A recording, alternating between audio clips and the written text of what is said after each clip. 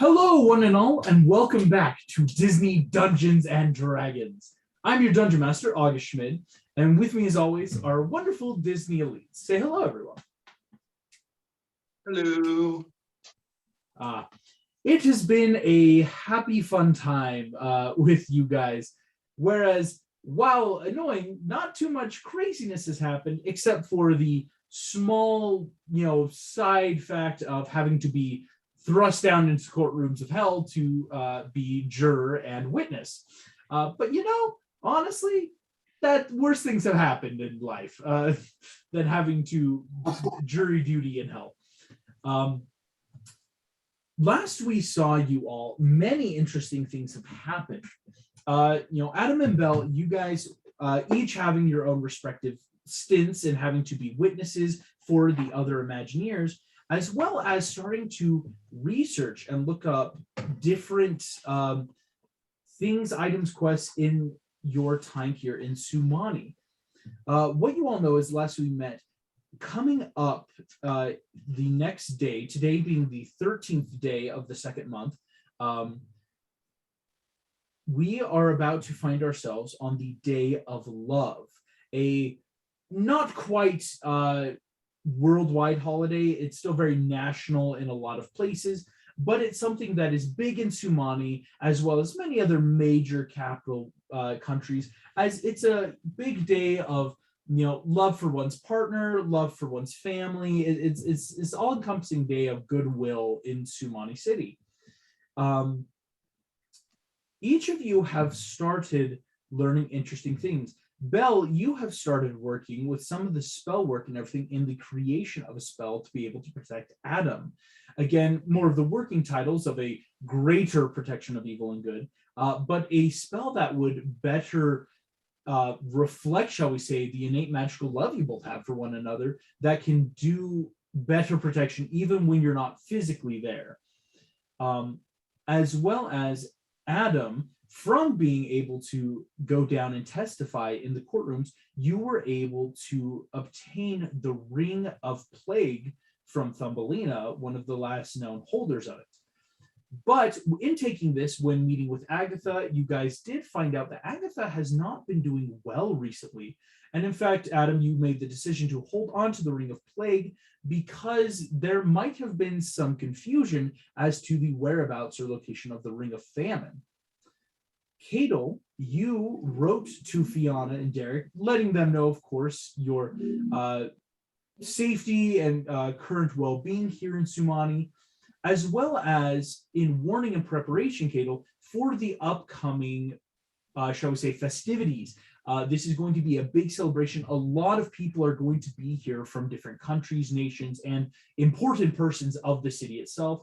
And Snow has personally asked you to be kind of the bodyguard for you three, whereas you don't have a station or a title where you wouldn't normally be invited to some of the activities. This will put you all still very close together just in case.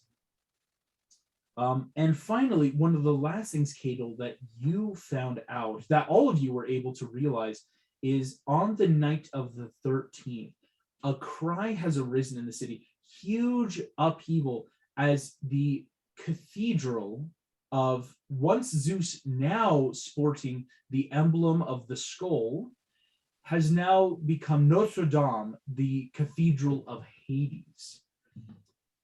This is being big news. It's why, of course, Cadel, when Fiona wrote to you, she thought that you may be helping investigate into this. This is brand new news to you all. And this is actually where we are going to pick up then our session. So you are all, again, at the embassy. For on the map, you can kind of see now the embassy is much in the southern district of Sumani. This grand embassy, kind of like what we would consider the castle of this country, because it does hold more than just like the Council of Princess. It does hold visiting dignitaries, persons of import, and, well, other VIPs. As you are all here, what would you guys like to do? Again, you're kind of like hearing the cries. You're seeing these people go around on the street, men, women of different like races and nationalities, each handing out these pamphlets, what it looks like. And you hear the proclamation being rung out from the tower itself, from Notre Dame, as the bell is ringing.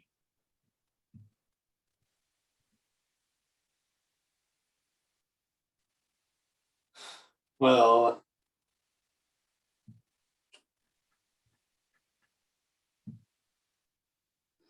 this is an unexpected turn of events. Okay, so some of the cries were saying that Frollo is back, right? Yes, that is something you might have to like, because that was one of those you hear it and aren't sure if you heard it right. So there would have to be further investigation to that.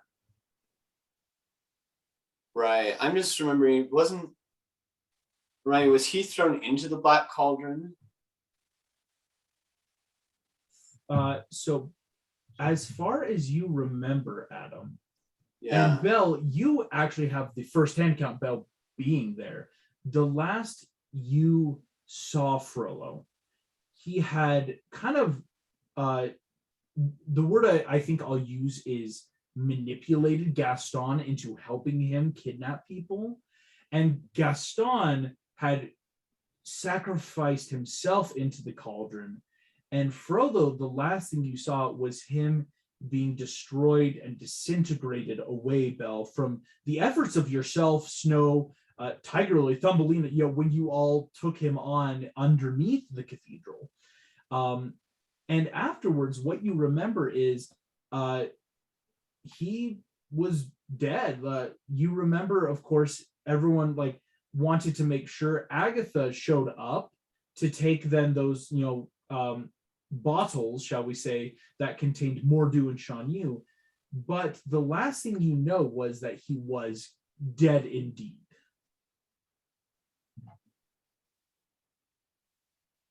But I guess if he's working for Hades, and Hades is the god of the dead. Would I need to roll a history check? Because I'm not sure if Cadel would recognize that name, but he's probably been around enough to, figure out that Frollo really wasn't that great of a guy. But would I still need to roll a history check on him? Yes, Keto, if you would like to roll me a history check, because you have information gained from, shall we say, a fresh perspective. Adam and Belle said, having known Frollo and knowing the story, Keto, let's see what maybe you know from just kind of shall we say, hearsay, of word of mouth or from being around. 19. Ooh. And okay, so I got a -2 also on intelligence, so that would be a 17. I completely forgot about that. Good. Cadle, what you get or what you know is the last people heard of Frollo, again, over 2 years ago. When he died, it was a huge public scandal. As again, Snow White and the rest of the Council of Princess, Belle included, kind of showed the world his true colors. They showed this underground cathedral, the darkness, that there was a lot of evidence, honestly, from the kidnapped persons he was trying to use, from the cauldron itself that Agatha then took charge of, that all of you had this innate knowledge where among Sumani it was, oh yeah, big scandal. The high priest, head of the Church of Zeus, completely went off the rails. And Cato, I'll say on a 19, rumors abounded on what he was. Some said, oh, Frollo was a demon in disguise. Some say, no, he performed lich magic. He turned himself into an undead sorcerer. Whereas some say, no, he made dark pacts with dark demons and gained this power for himself. But there was never one true story, unfortunately, on who Frollo was, shall we say. Okay. So, sorry. No, go for it, Kano. So, I just want to clarify with Belle and Adam. It's okay, I've heard a lot of stuff about Frollo. I'm not sure which to take as true as. I've heard some people said I've just mostly heard rumors about this guy. I've heard he's made pacts. I've heard he's on lich magic and all that. It was quite a big scandal, and I thought he died. So I mean, I'm just going to kind of report the things I've heard from Belle, or that yes, he was killed, and I guess Adam's leading more on the lich side of things. I don't know how much Adam would know about liches, but Can I make a history? Because I do remember something about him being a lich from that session, Yeah, you made but I can't remember perfectly. This was also in real life a year ago, so it's a lot to remember. It's a synth 20. A synthetic 20. Belle, you're again, the memories are starting to come back, probably because again, right, Adam was kidnapped, was also the thing. We had to save him. He was in the underground lair. The last you saw or heard specifically from Agatha was that she was kind of like conferring with the council, all of you in the underground, that it was very possible that Frollo was a lich based on his magic. Again, Belle, you saw again, Frollo's skin had like ripped away, revealing his, shall we say, unearthly visage, right? That like very like gray skull, no hair face. But the last thing you remember is Agatha had found the phylactery, she said, or what she theorized was his phylactery, and therefore was going to put it into a time stop, basically making him unable to ever again return to the land of the living. Whereas liches can have phylacteries in terms of that dark magic to rebring their soul back. If you've stopped the phylactery, if you use magic to basically put it into a demi-plane, a time stop, there's other spells you can do on it to render it basically just a random hollow lockets, shall we say.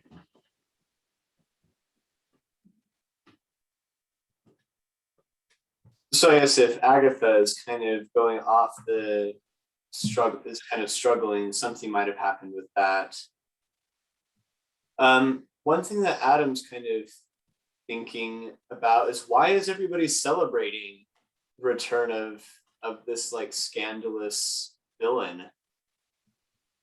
Yeah. That's the question he has. I will say this, if you'd like to, because that kind of check would be investigation. So if you want, you can like start going out, like maybe talking to people on the street, start investigating in and being like, well, what's going on? Last I heard, this was a good thing. So go ahead and make me that roll. That sounds perfect. You call it investigation? Yeah. 17. 17, that's pretty good. Adam, again, very easily, walking out into the streets, a lot of people are talking. Now that you are in the streets, you are also now hearing what isn't the loudest message, shall we say. A lot of people are talking because it's a huge thing of Claude Frollo, judge and high priest of Zeus. What do you mean he's returned? What do you mean the temple of Zeus is now Hades? A lot of people, whereas not anger or distrust, it is just more apprehension is now the atmosphere on the street, Adam. I will say, one of these people in robes approaches you. They say, brother, have you heard the news? All of us can have true safety and repentance in this life and the next through our Savior Hades, God and benevolent ruler for us. And hands you one of these pamphlets. Again, they've got like a ton in their hand.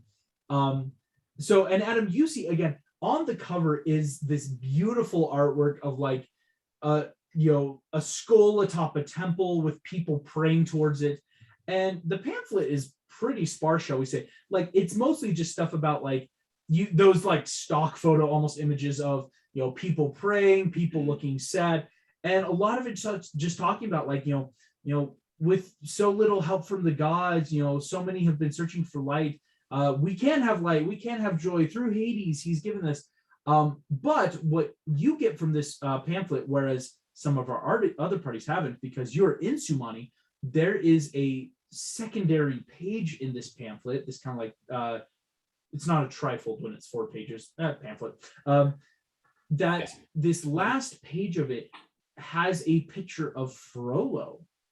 You see that this picture, again, he is much older. You see his like skin and everything looks normal, shall we say, looks very human. He has his hands clasped with like a tear rolling down his cheek, again, all artistically drawn. And, you know, his very classic tricorn headwear, where this page talks about Frollo being lost in the darkness, having sinned and broken vow, has found repentance and new life through Hades. Hades letting him come forth to preach the word of repentance to many. It's this kind of very propaganda filled, like not a lot of details, Adam, but this thing is a lot of like, you too, have you ever felt like you've gone too far, and all these things. And there's like a little testimonial of Frollo saying, you know, I am made clean again. I have found a God worthy of worship in Dysania, who, if he can help even I see the error of my ways, we can help the world.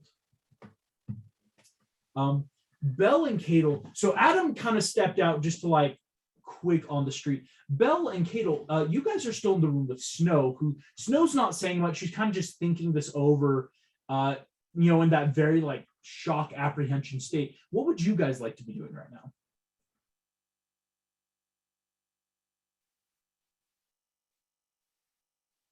I'm also with Snow in kind of the shock and apprehension, just like, I know Hades. I've dealt with him personally. This is messed up. This is, oh, what's the ploy? Yeah, this is not natural, shall we say. I think I want to go where like I kind of like folding my arms the entire time, because it's like a God that cares. Like I probably don't say this out loud, but I'm like kind of like mumbling it to myself, and I'm kind of like, but I'm still not stupid enough to think it's just like this used to be called the Temple of Hades or the Temple of Zeus. Who gave him the authority to change it? Yes. Like other than like, oh, God told me to. Because it's like that's not enough here. And like also my book is like, look, just because some God said like, oh, I'm supposed to do it, doesn't mean it was right or it was actually lawful or authoritative. I probably say that to them, but I'm a little bit more ranting in a way. Cadel, with a lot of emotions for Cadel and Belle and Adam, you know, this is an interesting turn of development. After a moment or two, Adam, I'll say, as you're still investigating, Belle, you hear a knock at like the door, and Cadel, being closest, Cadel, you can open up. There is a courier here. You see this halfling woman looks very like red in the face, super out of breath, probably just ran who knows how much. She's just, Madam Snow, if you would be so kind, your presence has been requested at the cathedral for the Notre Dame Cathedral. That if you haven't heard, the Snow kind of like holds her hands. Yes, I am well aware of the situation. Snow turns to Belle and Cadel, just please stay here.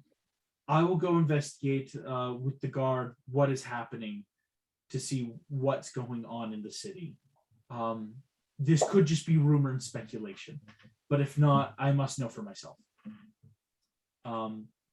Snow heads out, and I will say this. Adam, how long would you stay on the streets? Or like, you know, asking around, talking around? I definitely want to get a good understanding. So it wouldn't be just like 5 minutes or something. It would be, I want to kind of weave into a few of the crowds, see what, like, who are the main loud criers? Like, who are those people? Types of stuff that I want to look at. Adam, so what you see is this, or shall I say what you hear? In a lot of these crowds, there always seems to be a central loudest voice of one of these clergymen, is I think the term we'll use. Again, these black and blue robes, very simple, like not fancy cloth, maybe just that simple cotton or wool. But you see that as they are talking, their voices seem to be loudest. They're not overriding, so there's obviously in each crowd you kind of like duck into, there are people asking questions of, isn't it true that Frollo was plotting to, murder innocent people in a bid for power? And in others just, well, I heard that we aren't supposed to be trusting Hades or any gods right now. The temples were destroyed. That doesn't sound like a good idea. But what you're quickly realizing, Adam, is these clergymen have a very distinct answer for a lot of these. The same answer, whereas the question varies, the answers seem very similar. Of Hades has offered a gift, the cathedral, back to us, or Frollo has repented. Go to him to hear his story. Don't take it from me. You'll go to the cathedral. That no matter how the questions act, it kind of falls back on a lot of these. And then, of course, a lot of the posturing or sayings of like, come and rejoice, repent, the good tidings of a God here in Sumani once more. But those answers always seem to come up of this is a gift and go see for yourself.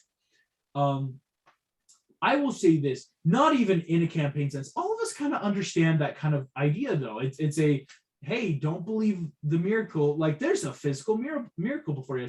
But Adam, what you're getting though is even with the right answers, a lot of the crowds are still very apprehensive.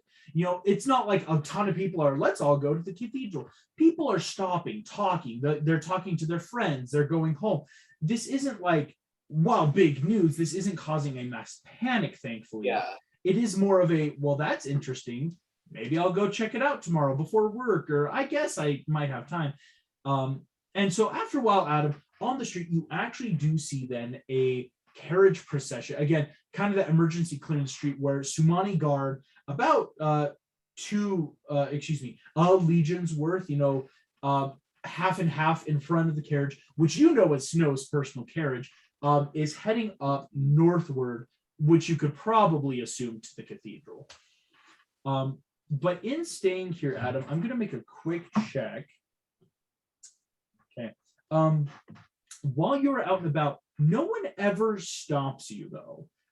Thankfully, you're able to just kind of like moving out. Well, of course, you're dressed nicer than the average person.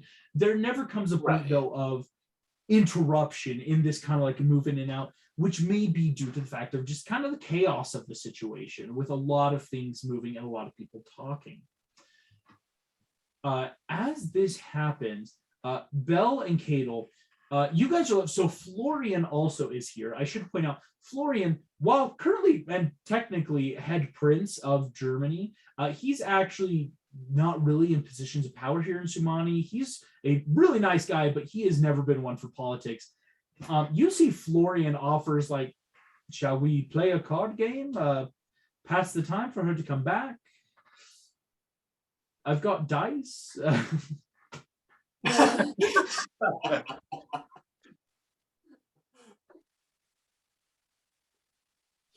I'll order drinks. Let's get drinks first. What, are you guys thirsty? I could go for some lovely milk or maybe some cinnamon.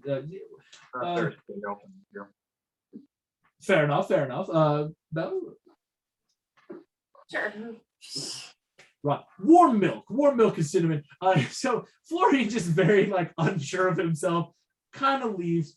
And after, of course, that good half hour, Adam, you're able to return and give this information as you will. I'm going to make a quick roll. Okay.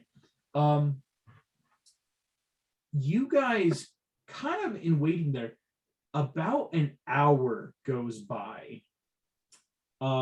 Where in like sitting talking, Florian again returning with like drinks, offering just like and playing cards. There's no real word. Tensions don't really die down. It kind of stays the same. You hear the talking going on, but after an hour of just this like wait, Belle, a small little bird flies in through the window that turns into a bit of a scroll. This scroll actually said just, Belle, would you join me in the council chambers? Ooh. Yeah, and it's just for me, it's not saying like, would everybody join? It's just me. Just you. I'm just gonna. Can I make like a quick like Arcana check just to make sure it's from Snow and she wasn't like hacked, so we didn't hack her magic. That's an important thing to do, honestly. Yeah, like let's make sure no one's trying to trick you. Ooh, nat 20. Hey, Yes. easy magical signature. Again, thankfully these birds, you've never really seen anyone use them. Again, that very like conjurative magic of shaping message into animal life that can go back. Yes, this definitely seems like Snow, but what you're seeing is this must have come out from another part of the city. The subtext I'll even give you on that 20 is like, head to the chamber, I'll be there soon.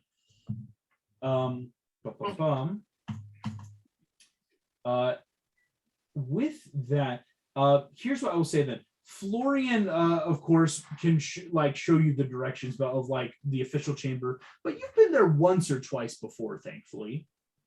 And we're going to cut away to the chamber. As I would have gone with her. Maybe I can't go in, but I would be at least outside. Gotcha. Yes. I think I would also do the same, just like standing guard, because it's just like we don't want each other out of our sights. We need to stick together. This isn't Scooby-Doo. No split up and look for clues. Yes, no, I think that's perfect. So Adam and Cadel, you guys can follow down. It is that very general. The Sumani guard in here kind of like stop you, but of course they're not going to like make you leave. And so you both can stay outside these wide double oak doors. Belle, upon entering the chamber, you're greeted with an interesting sight. A few familiar faces and some that you may not have seen before.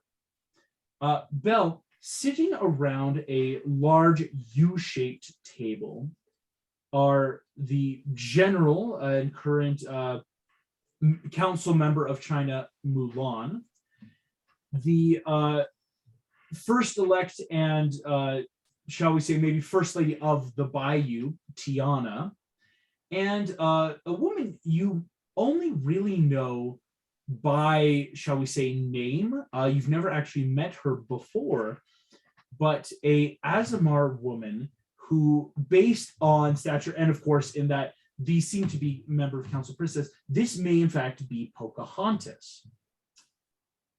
As you enter in, Mulan comes over, Belle, sees you and gives you that hug, just a friendship, because she knows you. And you actually see she, for a brief moment, just, Belle, listen, I just need quick collaboration. Did I see you in Tartarus in a court? That was real. Okay, good. Because like I was there and I think you were there, and I haven't been able to like find anyone recently to like quick match a story. I just kind of got back, the whole thing. I'm glad you're okay though. Yeah, you too. You see, as Mulan takes that seat, Tiana gives you just a general welcome, introducing herself. You actually see, though, Belle, as Pocahontas steps up, you cannot help but be reminded of her beautiful glowing tattoos, long hair, this impressively tall woman of Tiger Lily, as she very similar, of course, different facial feature and structure. But this is maybe only the second time you've met an Azamar woman, and one of that kind of importance. Belle, of course, Pocahontas greets you as well, though. And as you're all sitting here, after a few minutes of talking, you see, Belle, no insight needed yet. You know it's polite conversation, just more like, well, how have you been? How are your kingdoms? Personal life. There is tension, though, in the room. And as about another 15 pass, Adam and Cadel, you of course see walking very fast, just like giving you a brief wave. In walks in Snow as well. She looks very pissed, I think, is really the only word to use in this scenario. She looks angry. She looks very disgruntled. But you see, of course, she sees you. She smiles. And as she takes a seat, she offers you a seat, Belle, next to her. Upon sitting down, we are now going to kind of, in the role play, Belle, this is some of the information you're going to get. Snow, as this convenes, she says, "Thank you all so much for arriving on such short notice. I understand teleportation has been down and it must have cost great magic and expense to arrive. But this is a matter of utmost importance that must convene as the council. Convening as well as 4 of our members dealt personally with the scenario that happened 2 years ago. Snow is going to describe a bit of what she saw. When Snow went to the cathedral, as she can attest, the cathedral is in fact completely reformed. Whereas not a month ago, due to the terrible tragedy of the clericide, the cathedral had burnt or melted down, it is now completely restructured as if nothing had happened.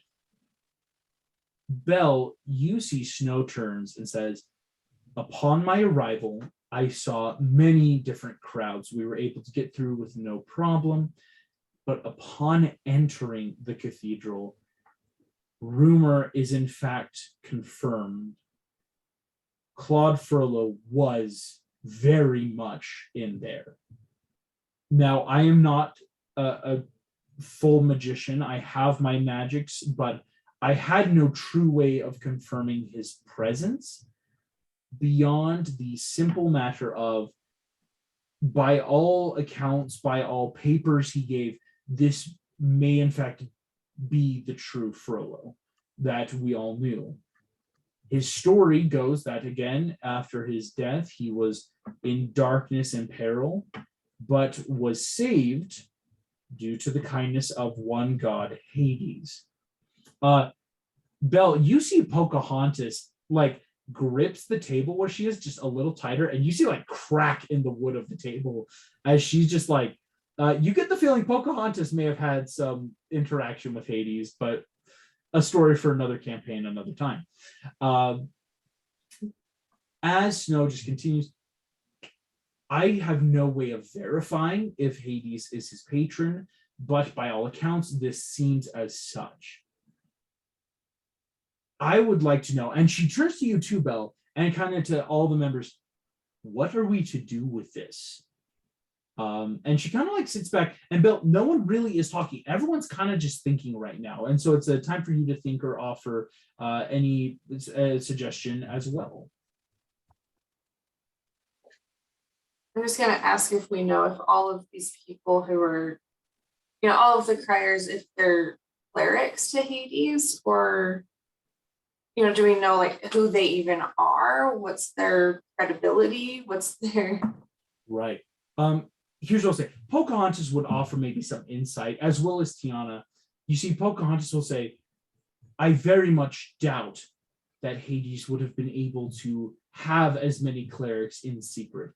Clerics hold magic. They hold signature of the godly imprint of their impact in a world. For Hades to have found how many hundreds, let alone for everyone's information, this is not just in Sumani. There are clerics or clergymen in Magentia as well when I left the Magentian capital." You see, Tiana also said, "That's true. When I gain my power, not from a patron, even though having just the magic of nature, of the worship of nature, it still leaves a magical imprint where you can detect it upon me. You can see the magic, the natural goodness of celestial magic within. I don't believe any of these are true clerics, merely disciples of Hades, or ones that Frollo has spoken to." Snow, you actually see, Belle, you look over, Snow is furiously writing down in a personal notebook a lot of this stuff, just in helping answer questions and field information as it comes.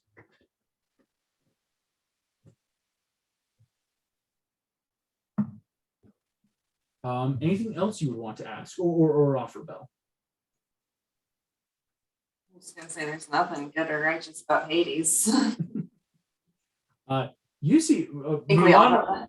yeah, Mulan would attest that as well. We all know that Hades, while I don't like to speak ill of any god, is not on anyone's good terms but his own. And if this is a ploy by him, we all know he's behind the attacks on the countries right now.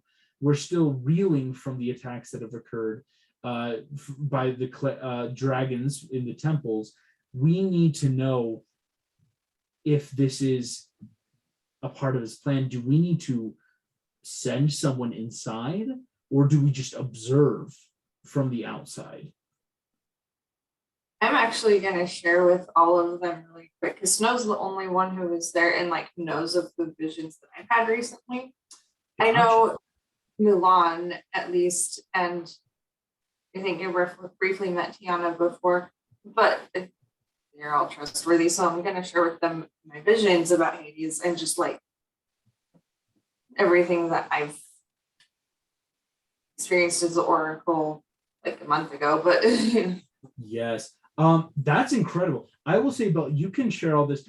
You see, like Tiana and Pocahontas both look very like just naturally out of just like you're the Oracle and having these visions of Hades. In that good way of just like that's impressive. You see Mulan more has that like not like a smirk, but just that smile of like, yeah, that's on par.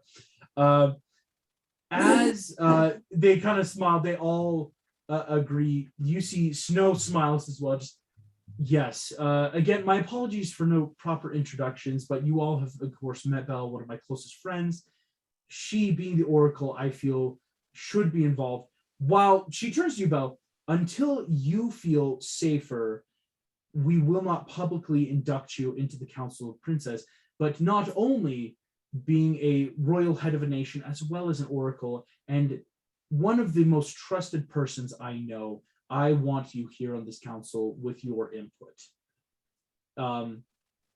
As Snow does this, you see Pocahontas then offers and says, Belle, you say that Hades has been in your oracular visions. This again makes sense. We know Hades has been working furiously to destroy. I personally traveled with the Imagineers in helping hunt down many of their demon lords, I believe is what John was calling them. We cannot completely trust, though, that we ever know all parts of Hades' plan. But if we know that he has a plan here, or that if this may be part of his plan, this, of course, seems worth investigating. The rest of the council, these other three women, just all give their approving nods. Tiana turns to you, Belle. You see, she says, if you have visions, could you try and divine something about Frollo?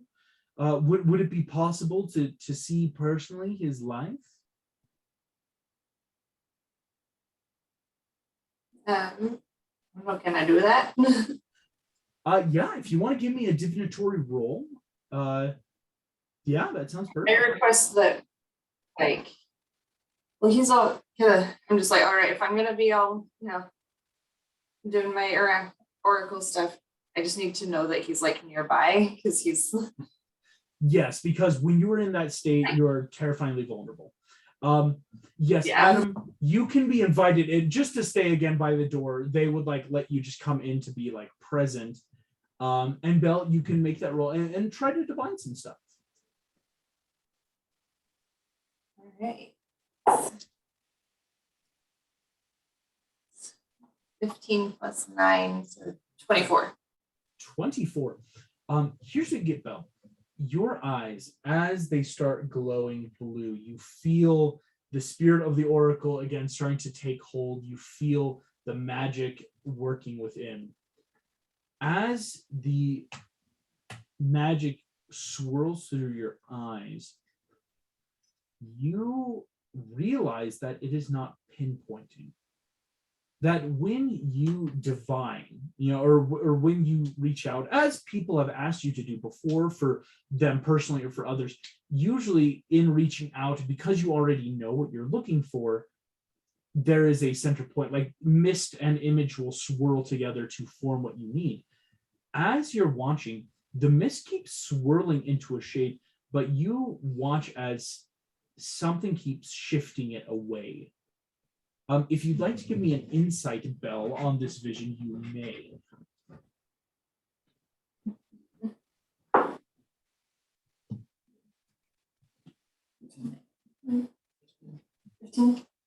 15. That's pretty good. Belle, this isn't natural for a divinatory vision. Being the oracle, you should see something. Even if it doesn't make sense, there should be something there. But as the shape keeps forming and dissipating, eventually your eyes go back. You realize you're back in the council. Adam, you having seen this vision only lasted like 20 seconds. Usually the visions are a couple minutes. They're a whole production. Things start floating. It's an experience to divine things, or to rather have a true divinatory experience. And you see even Snow is looking curiously at you, Belle, as when she met, this was very fast. Belle, on the 15, you're not entirely sure why, but something isn't letting you see this. I'm going to share that with everybody. Just like, there's like a hold. As you say, Snow looks rather apprehensive. Adam, you're given that thanks and just invited to just step outside into the hall just for another moment.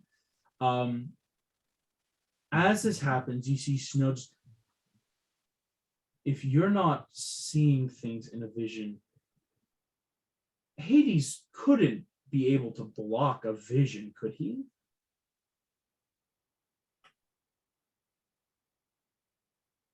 I'm not sure. Can I make an Arcana check on that, or Yeah, go for it. like, is it possible to block someone else's magic? Yeah. Right? Like, 24. 24. Though blocking magic, while possible, has limits. You know this. Spells like dispel magic, counterspell. That's like some of the first stuff you learned with Agatha. Is how magic can be used or blocked or shifted. But when it comes to divinatory magic, while still very new, especially for you having started to learn this, it's not uncommon to block magic, but to the extent of completely shifting away a vision, it might be something else than just Hades stopping you.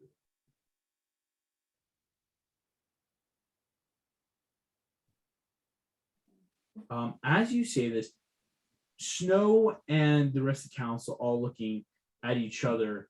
Mulan once again just, so do we tail him? Or do we just arrest him?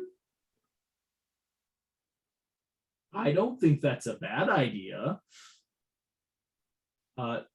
Snow is going to now make a check. She said, if we were to publicly arrest, that would cause an uproar. This spotlight is what they want right now. As far as people are not giving them that celebratory status, let's keep it that way. They want to make a big entrance, that's fine. Don't give them what they want. As she says, you actually see most of the other princess kind of look around as Tiana just, then are we adjourned now? Because this then prompts the other question. Tomorrow is the celebratory day of love, and as I believe we were already going to attend, do we rather just stay here and adjourn for now, meeting after? Snow nods, yes. Rather, we will, of course, rooms shall be arranged. We're not expecting until tomorrow, but that shouldn't be a problem. Thank you all so much. Once again, the true power of Dysania lies not with us, but with the people we serve. Thank you all. Have an enjoyable evening. As the council adjourns, all of them meeting, Adam and Cadel, you see, of course, this Asmar woman, this woman kind of like pointed ears. You wonder if she's like a half elf, and finally a very obvious elven woman in armor walk out, and you guys are able to enter in. As you are all in there, again, the council chamber is now empty except for you four. What would you all like to do?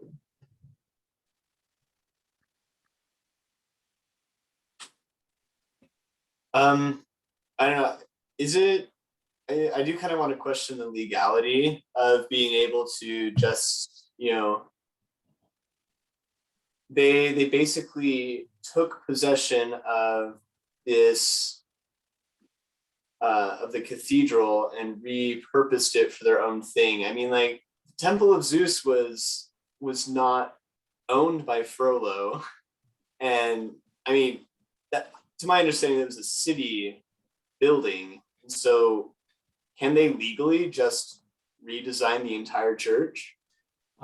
Snow takes it. She says, unfortunately, that's where things can get complicated. Whereas, yes, the land publicly is of Sumani City. It falls under the jurisdiction. It's why Sumani Guard can operate there. It's why, the surrounding landmarks can be a part of official documented map.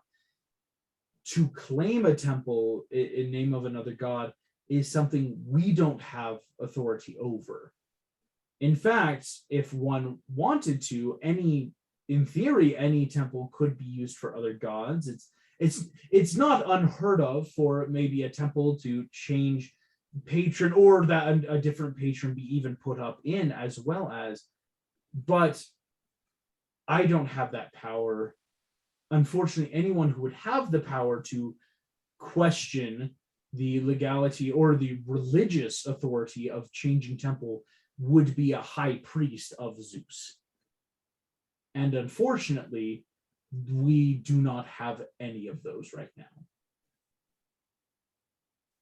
Well, I know a guy. I want to contact Hercules. Yeah. I don't know if I'd be able to like send a message or something, or just this probably didn't come up while we were on jury duty together, but I do just kind of want to ask Hercules, like, hey, everything okay with Zeus? Because Hercules is the last person that talked to Zeus that I know. Yeah, I mean, he has kind of that, I don't want to say status, but he has the better authority, like you said. Here's what I'll do. So if you want, you can ask Snow to like do a sending off with her birds. Yeah. And yeah, just is that kind of what you want to say? Of just like, hey, what's going on? Or yeah, You want to invite him to the party tomorrow? he wants to come. But basically, it's in 25 words or however I have. Just how was Zeus when you saw him last? mm-hmm. Hades just took his temple. Do you know how Zeus is handling this? You take that again, writing Snow offering you like maybe pen and paper, as she will then morph it into a lovely little canary. As this canary, though, she takes it, whispering out the words of magic to deliver to Hercules. You guys watch as it alights from her hand. She keeps talking, or like she's like continuing to talk. The bird flies once around the room and comes back and lands in her hand. You see she stops, kind of like up again. Bird does a circle, lands.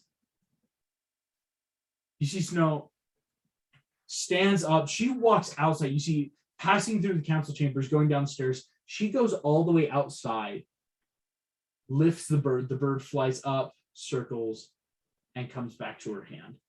And as it does so, it dissolves back and becomes this paper note again.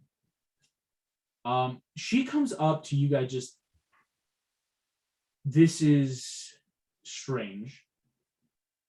Usually that works. Oh, That's not what you want to hear. Yeah, so I mean, like, I Belle wasn't able to contact me while I was in Tartarus, and so I'm wondering, does this just indicate that Hercules might be a different plane? Yes, you see, like this could mean on another plane. It could mean something is blocking him. Like Belle, you actually know. Again, in starting to think about blocking magic, yeah, ascending is much easier to block. Like if you have the right magic. So there's a lot of factors, whether it's just unavailable or or worse, unfortunately. But a lot of things could contribute to why Hercules is not responding. You see, as this happens. Snow looks at you all just, I promise I'll keep trying as soon as I can. Right now, she looks at the time. It's getting much later, of course. She says, I believe it might be best for us to retire. There is a long day of festivities tomorrow that if we are to be a part of, we will need our strength for. You'd be surprised how similar politics and parties are to fighting monsters. With this, then, before we move to the next day, is there any last things people would want to do? Any like places to go, things to talk to?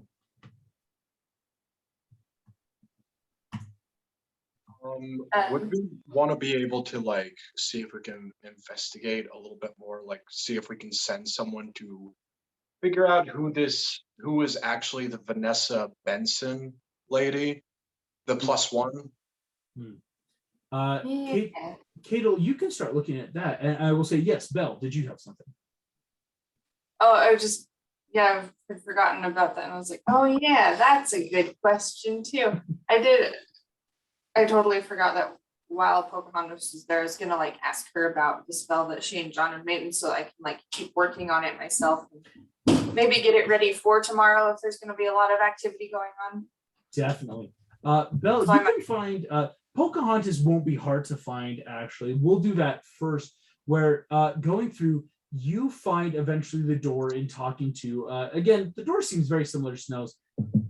As you knock, though, the door is opened by a interesting blonde fellow.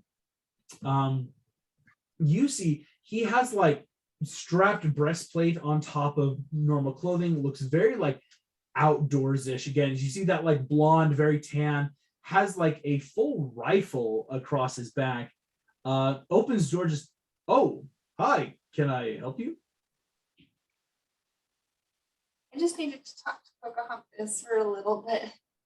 Oh, of course. You see, he's just, Pocahontas comes out immediately. You see, whereas in the council, she was in more like maybe like a tribal form, like something where if she was immediately traveling, just kind of those clothes. She has changed into what looks more like common Sumani clothes, in a lovely, blouse, kind of those jeans, and still barefoot. But you see, she comes just, Princess Belle, an oracle. This is an honor. John, this is Belle.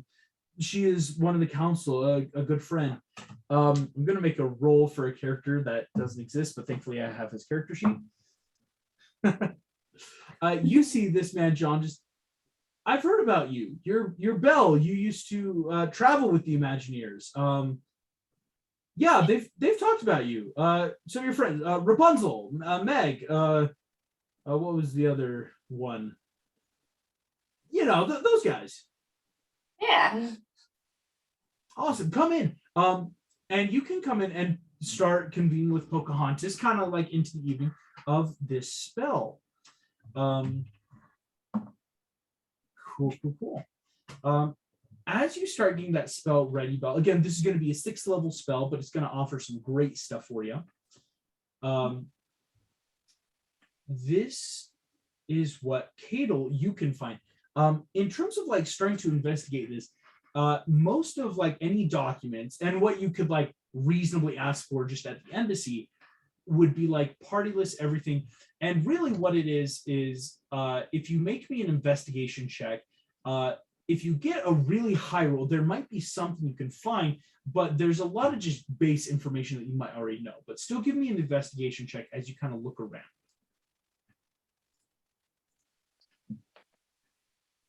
Okay, 13, so could be better. Could be better, could be worse. What you're seeing is, yes, as a +1, For one, Cruella DeVille, owner of her industries, fashion tycoon. You see that Vanessa Benson is merely written down just as a +1. It has a lot of the official signature of Cruella.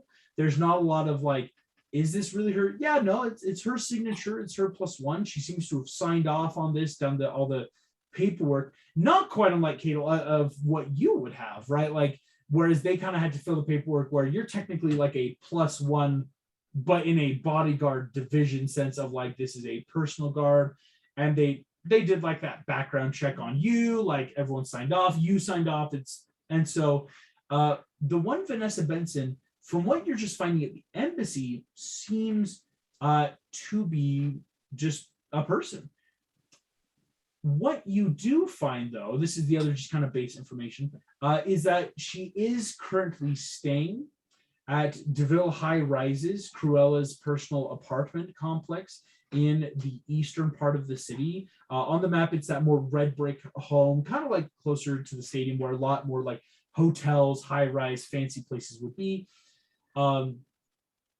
Just because it's that like contact info of, yes, you'll find her there, kind of where Cruella also lives, because if carriages or coaches, if they need a ride or contact information, that's where to find her. And so that's the information you would just get here at the embassy. You could do other stuff if you wanted to keep looking into this.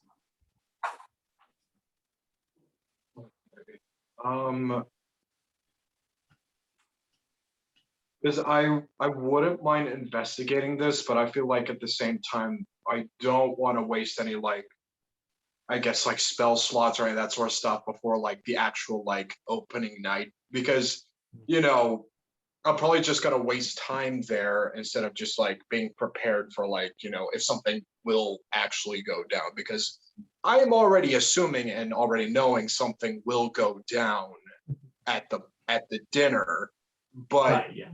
That's a long shot of whether it will happen or not. That's smart. Because yes, Cato, it's like you could go out and investigate, but there is always, like in real life in D&D, there's the 8 hours where if you don't get in 8 hours, you can't long rest, get all your spell slots and stuff back. Whereas if you were to go out, you'd be cutting out a lot of time, because you're all going to have to wake up kind of earlier in the morning than normal, just because of the celebrations.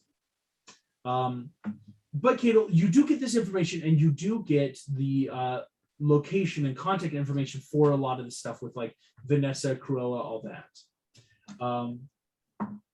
So what I will then say. Can I also ask if? Sorry, can I also ask if like Snow knows anything more specific about that place and about that address? Does he have like, yeah, it's the DeVille place and all that sort of stuff, but does anyone actually occupy that? Yes, Snow can give you DeVille high rises. Yes, a lot of business rooms. It's more of an office space, if I'm being perfectly honest. But I do know there are penthouses. Cruella usually is known to be there when she's in city, if she's not out visiting her other properties. And so it would track well to be if this is someone she knows that is staying with her. Okay.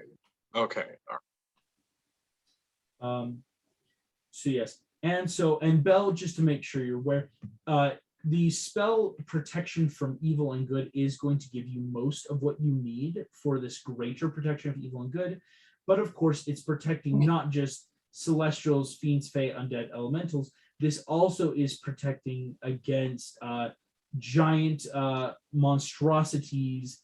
Basically, it's almost any creature that is wanting to do you harm, but you have to make like specific choices. That's something that you can set every day.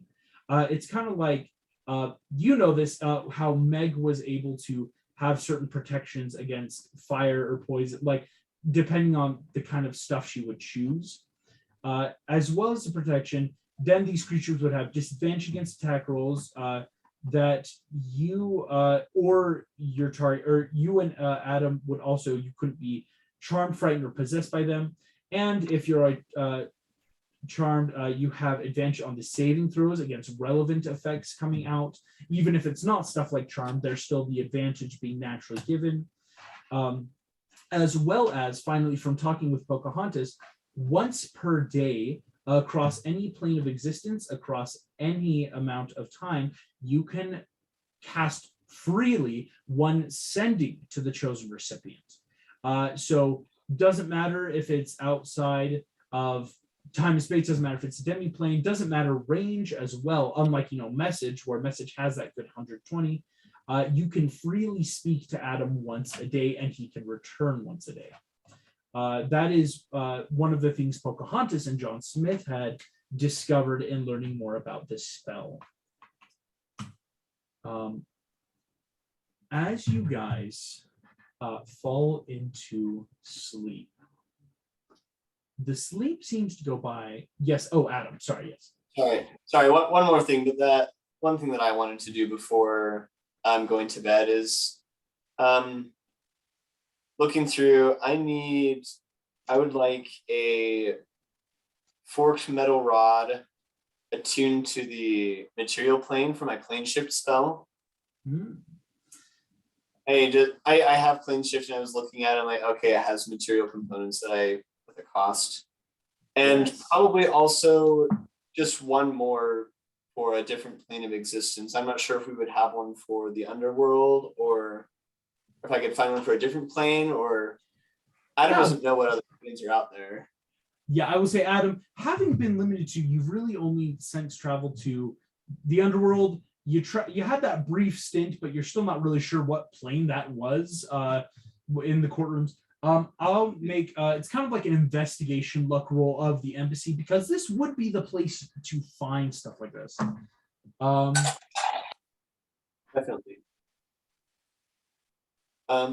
It's a 14 investigation. All right. What you would find is this, Adam. You are able to find like a tuning fork to this plane of existence. There were about 4 or 5 of them that, just in case you create embassies, because plane shift is a spell that has, of course, been studied before. You never know if an ambassador from another plane of existence wants to come, and it's a show of goodwill to say, hey, if you ever want to come back. You find one to here. Here's what I will also say. There doesn't seem to be any for any other major planes of existence that simply because the big planes like the underworld, and then to that lesser extent of what we would consider heaven, but the higher planes like godly planes, aren't places people normally visit. But there are stories that have been told, and it might be possible to find tuning forks for other planes of existence. That there are planes such as the layers of Tartarus, and even Pixie Hollow being technically another plane of existence. While it has a mortal anchor, it's its own plane. That it's possible to find these is I think the important thing. Okay. But that it might be something too to be able to create these if you have other magic, or if you know people that can send stuff to you. Okay. Cool. So yes, the sleep though, with this night, it goes by rather quickly. There's no eventful dreams or other problems that occur. As waking up early to kind of like one of the official like waiters of the embassy, in helping get you guys up, giving you guys like an itinerary. Snow has actually already left. She's going to meet you later on in the day. As throughout the day, there's going to be a lot of activities.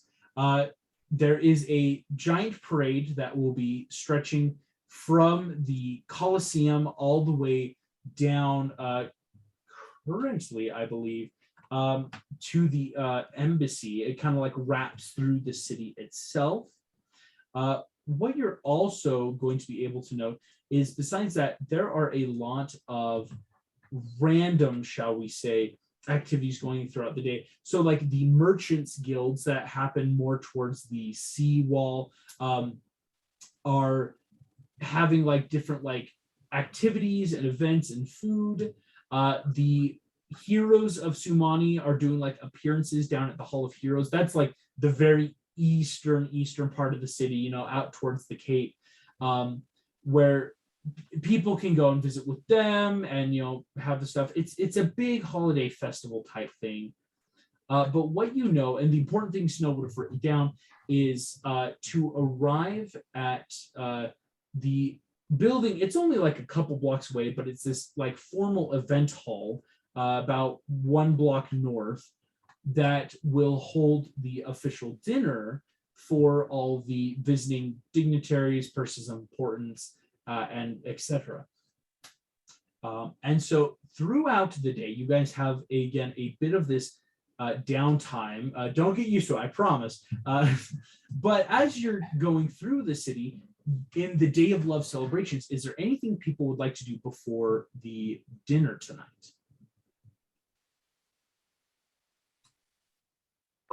I would specifically like to be notified, and like when Vanessa Benson comes in, or where, because if they probably don't go by that name, it's just Right. like if her +1 came in or not, and I want to know. And of course, like, I'll tell the rest of the group, when she's arriving and like Gotcha. who it is. So be on the And lookout. I would for like this. to know, because getting vague information. No, I think that's perfect. So asked to be informed by Sumani Guard when she arrives, any information on her updates and whereabouts. Yes, that makes total sense. Adam and Belle, anything you would want to be doing? I want to give him a true love's kiss and cast a spell. That's Greater protection. adorable. I love it. That's adorable. Yes. Belle, in casting True Love's Kiss, deep magical protection swells and surges from the true love you both share. Both of you feel this, and so yes, now you both get to decide what kind of creature would you like protection from for the next 24 hours, because true love offers magical protection, as everyone knows.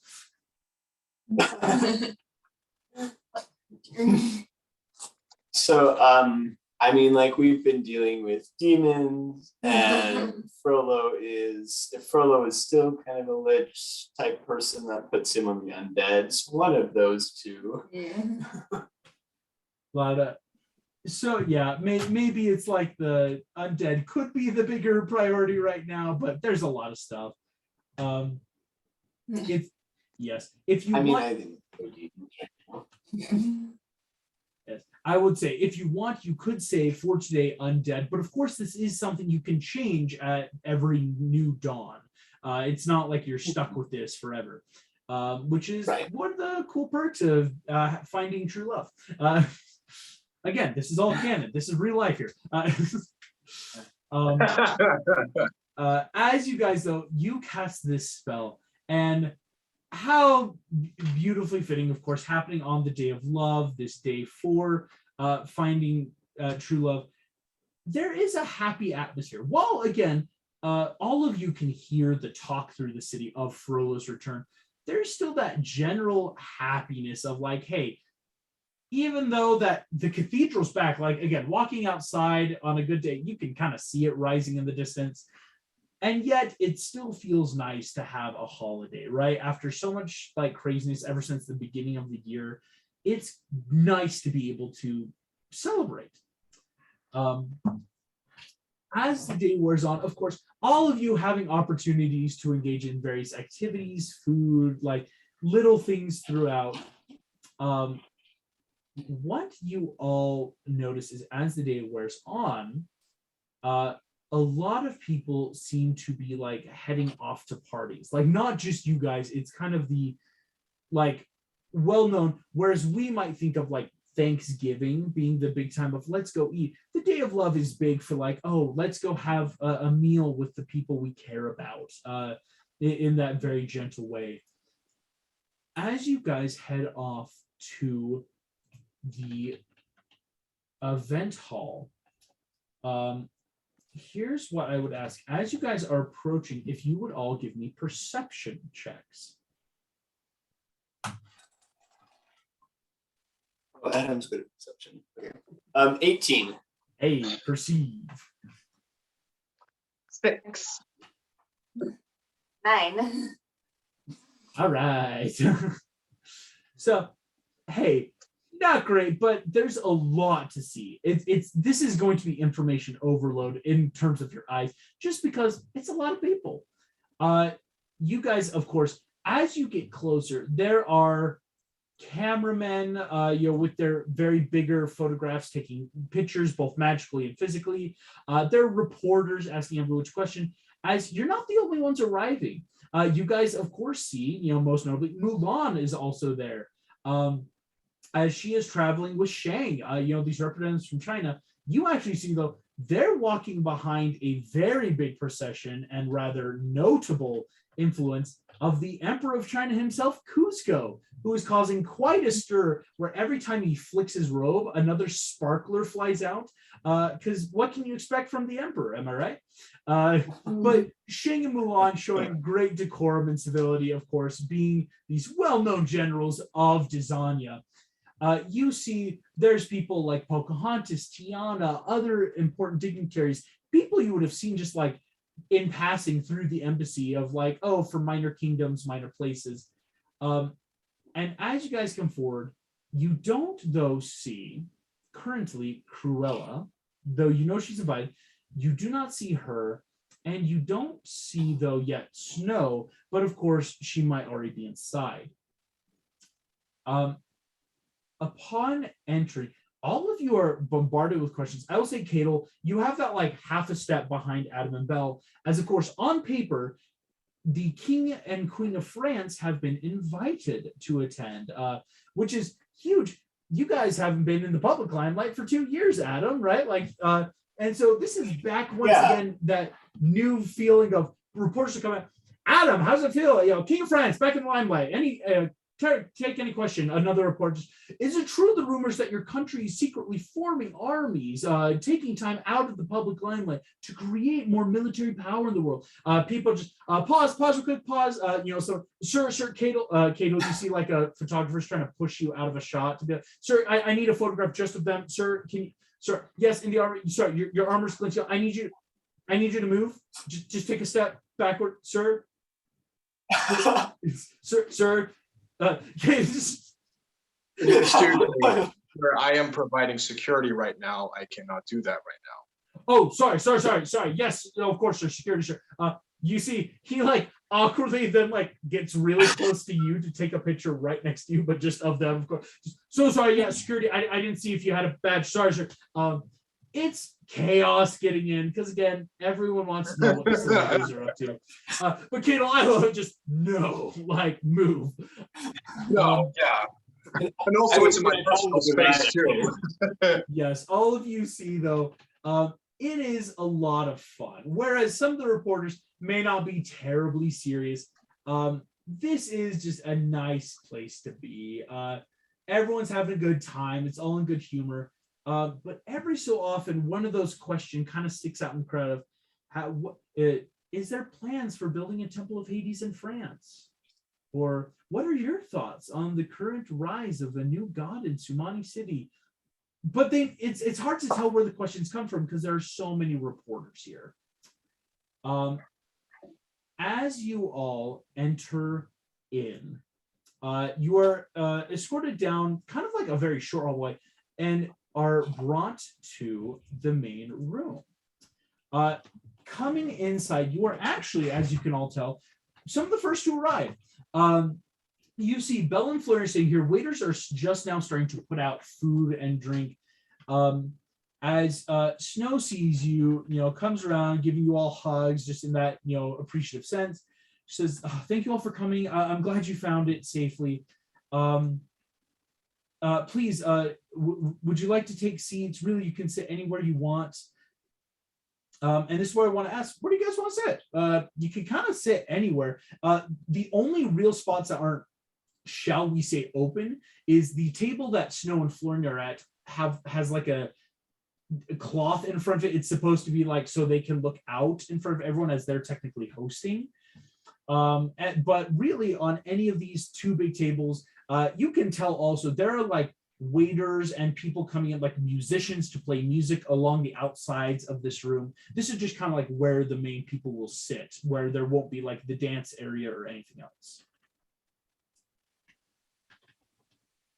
Since technically I am supposed to be Snow's bodyguard, I would like to stand behind her and Florian, like not too close as to be like very encumbersome, but just like, Yeah. still instilling like the fact that I am supposed to be their bodyguard. Yes. So yeah, that like very gentle. It's like 10 feet, which is still like close, but it's not as close. Where you can stand behind, kind of like up against that back wall, is what you have, Cadel. Because also, Cadel, I will just give you this because as a bodyguard, for matters of safety, this room has no windows. That any of the windows like above are actually just enchanted visage for a night sky to give the effect of a skylight, but you can't have a big old open thing with so many important dignitaries. That's just poor planning on your part. But what you do know is the main door, of course, is the kind of entrance and exit. It's why a lot of the waiters and musicians are in already, because once people start coming in, you got to just kind of be there until they leave. As well as though, Cadel, the room does, or from like security reports, it has a lot of your minor enchantments, some basic protections, nothing as big as stuff like hollowing or any like sacred big holy magic, but still your basic, no one's going to cast a fireball just because they got a little too drunk and wanted to make a statement kind of terrorism. Adam, mage ever. yeah, right.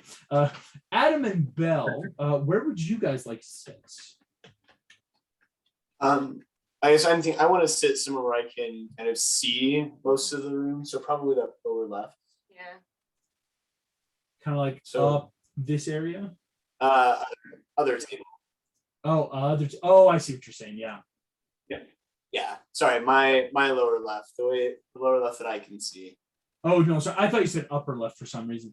But yeah, the lower left is going to give you that big view of the room where like you turn to your right and there's the door and you can just sweep across and see a lot. Excellent. I will now describe the people that start arriving and where they choose to sit. Entering in first, you actually see a smaller, portly man with spectacles who seems to be wearing like very simple clothing, just kind of this nicer looking gentleman. Snow, though, immediately runs up, gives him a hug, and seems to refer to him as Doc. But the official title, or what someone's going to announce, is this is King Docgrim of the Dwarven Kingdoms. As he comes in, he is going to take a seat along this table, kind of near Snow. Next up, you see entering in is Pocahontas and John Smith. Pocahontas will actually come take a seat next to you, Belle, as of course you guys have started getting to know each other throughout last night. And so she will take a spot near you. The other people that start arriving, sorry, I just realized I didn't have one. Oh, where did he go? Interesting. I don't know where Shang went, and I don't have time to find him. But he is here. As Mulan coming in will also then take a spot here. I'll put like the spot between Shang. As well as, so finally, after a lot of people have arrived, the doors bang open as Cusco enters in with loud music, personal accompaniment. As you could tell, he was waiting for a lot of people to show up. He takes more of an open spot at this table, kind of like midway, about right there, as well as Tiana enters, taking more just that gentler spot. Here's what you guys see. Trying to enter in next, what you can tell is no longer royalty, but maybe more of the richer folks, like more of the oligarch kind of like power people. Walking in, you see a man in a suit and tie. Simple red tie, kind of slicked black hair, looks very lawyerish, shall we say. Again, kind of the well-fitting suit, but still very movable.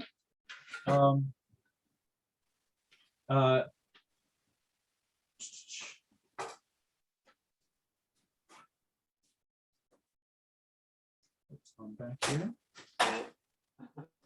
Are we back? Lost him. Yeah. Oh. Can you guys hear me? Is that who that last person Yeah, was? yeah.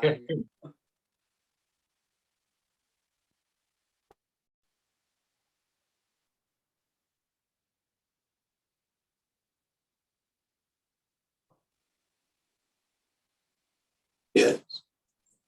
Can you see? Oh, Can you hear there me you go. Okay, after I've now. been muted?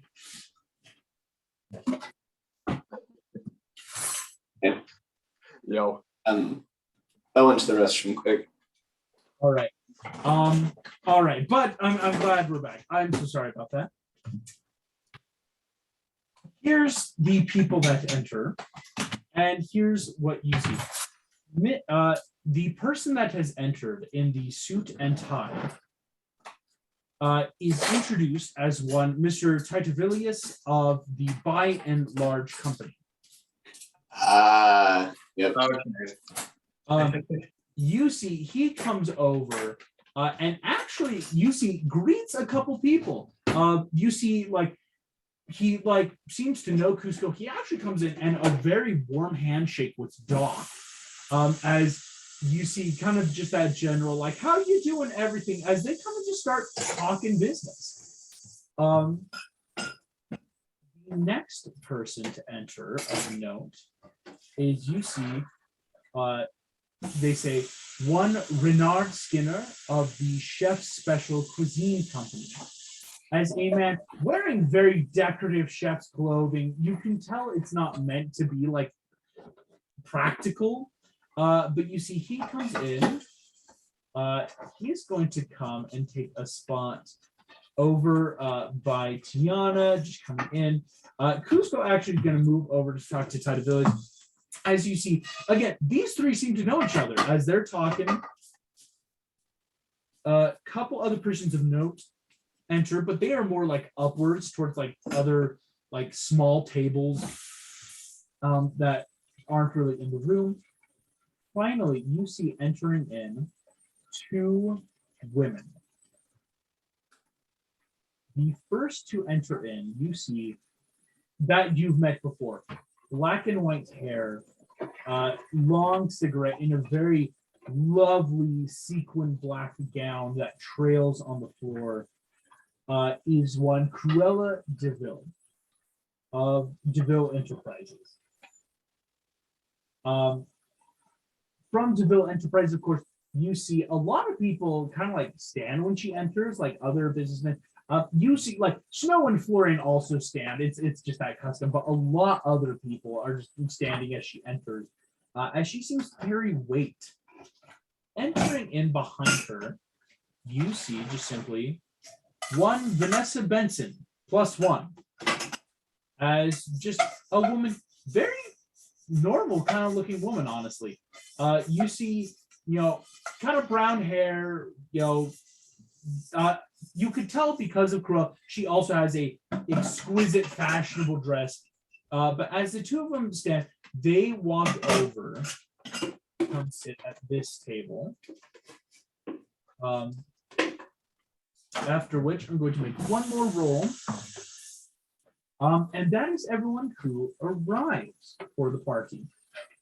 As you're seeing here, I will say Cadle, while not on the map, there are like about 3 or 4 other security. Like a lot of these people who have entered in have one. Like Skinner has a woman with like red hair that has come in behind him, but she's wearing like one of those like black kind of security type suit. She's got an earpiece. You then also see though, there is like security for a couple people, but please go ahead, Cadle, give me a perception check on the security in the room.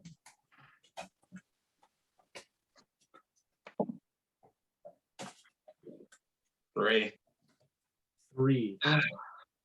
The security is there, Cadle.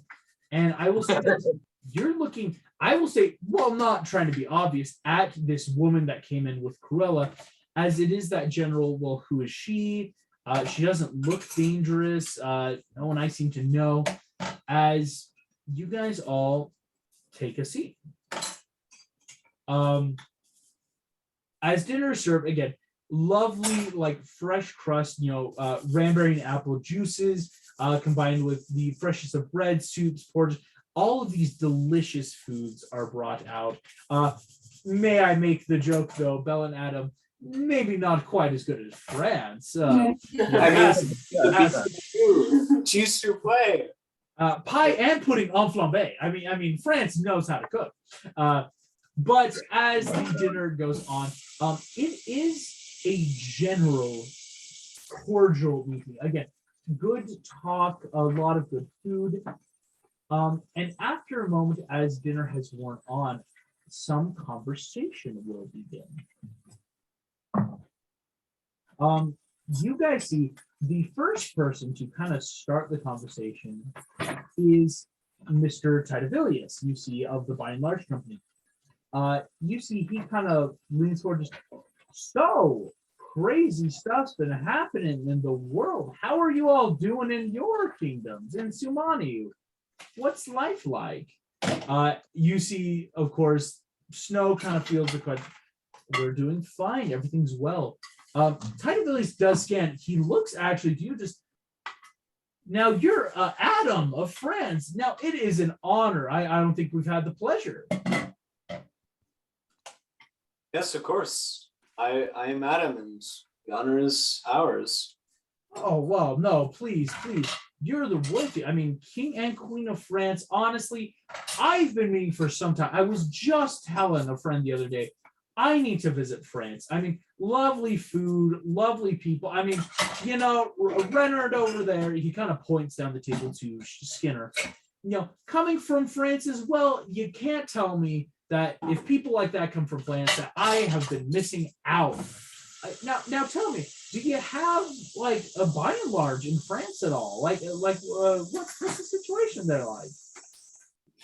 So how big of a? I mean, I recognize By and Large from Wally, and it shows up a few other places. But what other things does By and Large do? I don't think we have one in France. Yes, By and Large in this world, is a supplier company. This is where I don't want to say mom and pop shop because maybe that's not the right term. But if an adventurer went out to buy like armor or swords or I need an adventurers pack, you're more than likely going to run up to the By and Large company where they don't have their marking merely comes from they're the supplier. They don't need to imprint, shall we say, brand labels on their equipment because if it's coming there, By and Large is supplying it. You actually know, especially recently, one of the only, shall we say, contenders of adventuring equipment has most recently been McDuck malls that have started popping up in Magencia, Sumani, as hey, this is a cheaper, greater value of alternative to what you know.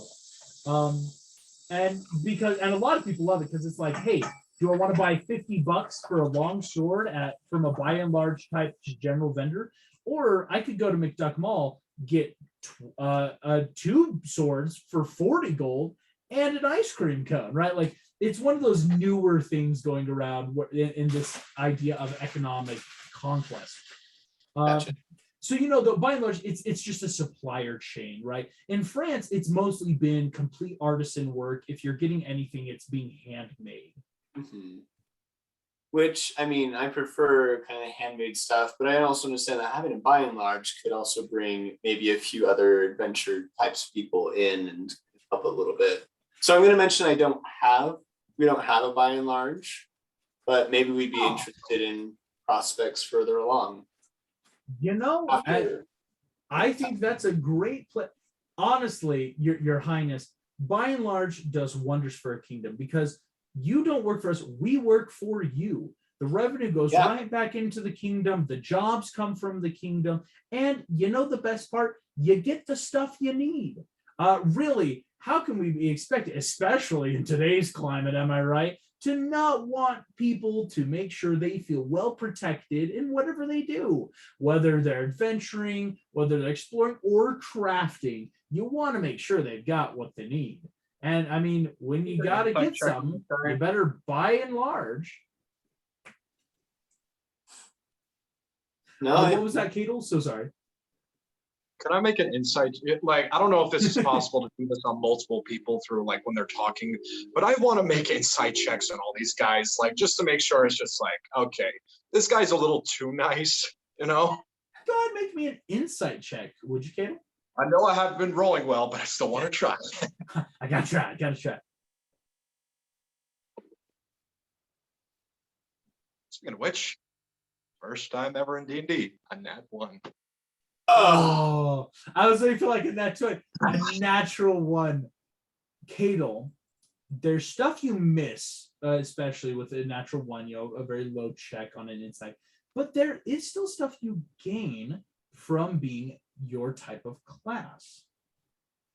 While Mr. Titavilius is talking, you are trying to insight on him, right? You're trying to like read the expressions, see the body language, what this kind of dude is doing. While he's talking, though, you notice something, though, that has taken you a while to notice. In this room right now is a noxious odor. But what immediately stops you is, again, without having nostrils or a sense of smell, this is a magical odor or a magical sense. That the last time you sensed something like this kind of permeating magical stench, was when you were talking with Orcus. Or excuse me, Mr. Incredible, the fake Mr. Incredible. Yeah, I was gonna say, who? Who? Yeah, Even though I'm the player, no, but you know. Yeah, it's like you guys kind of know from the other campaigns and from, but yeah, the fake Mr. Incredible, who shall be unknown, but we all kind of know. That's where you last got this. And so it's while talking, though, that smell is happening in the room. Okay. Can I pinpoint on where that might be? Because I don't want to just automatically assume the guy that's talking is, you know, the suspect, even though like that may have happened with fake Mr. Incredible. I can't just assume that happens all the time. Please give me, if you want, you can divine sense, which gives you more exact typing and location. Okay, would that go into more of like an Arcana or an Insight? Oh no, this is your divine sense. That's your ability that you have. I think right now 3 per day or 4 per day.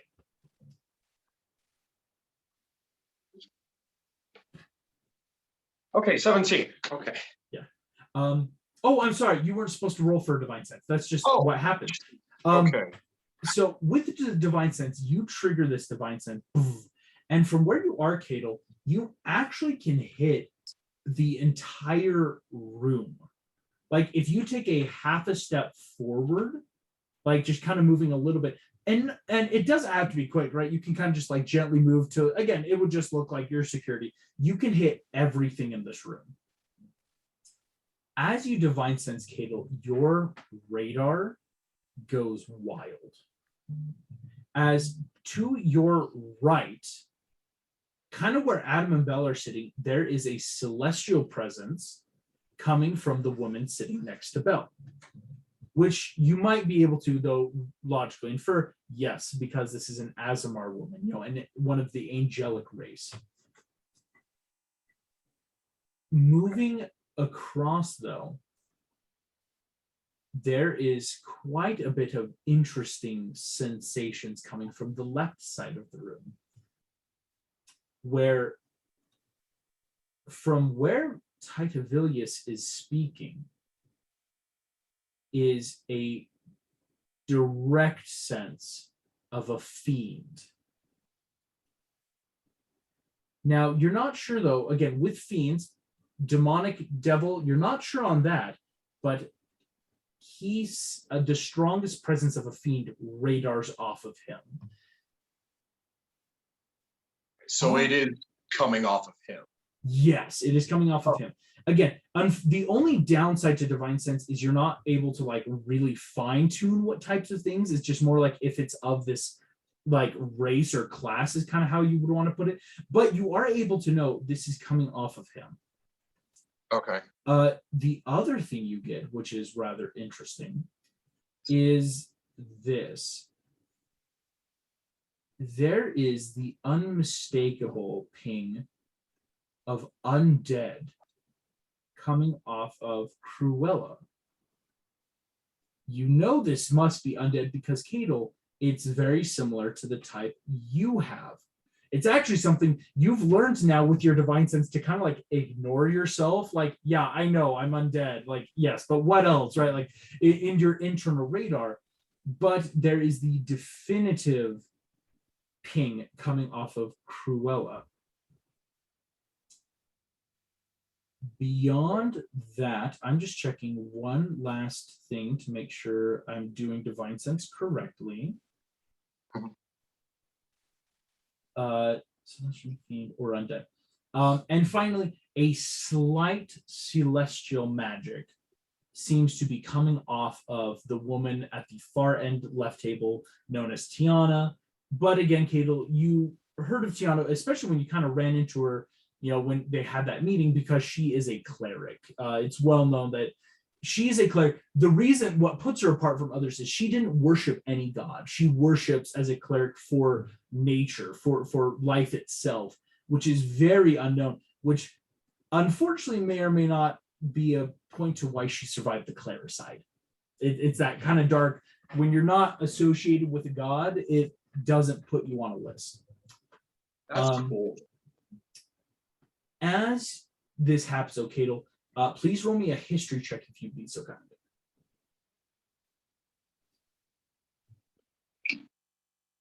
Okay.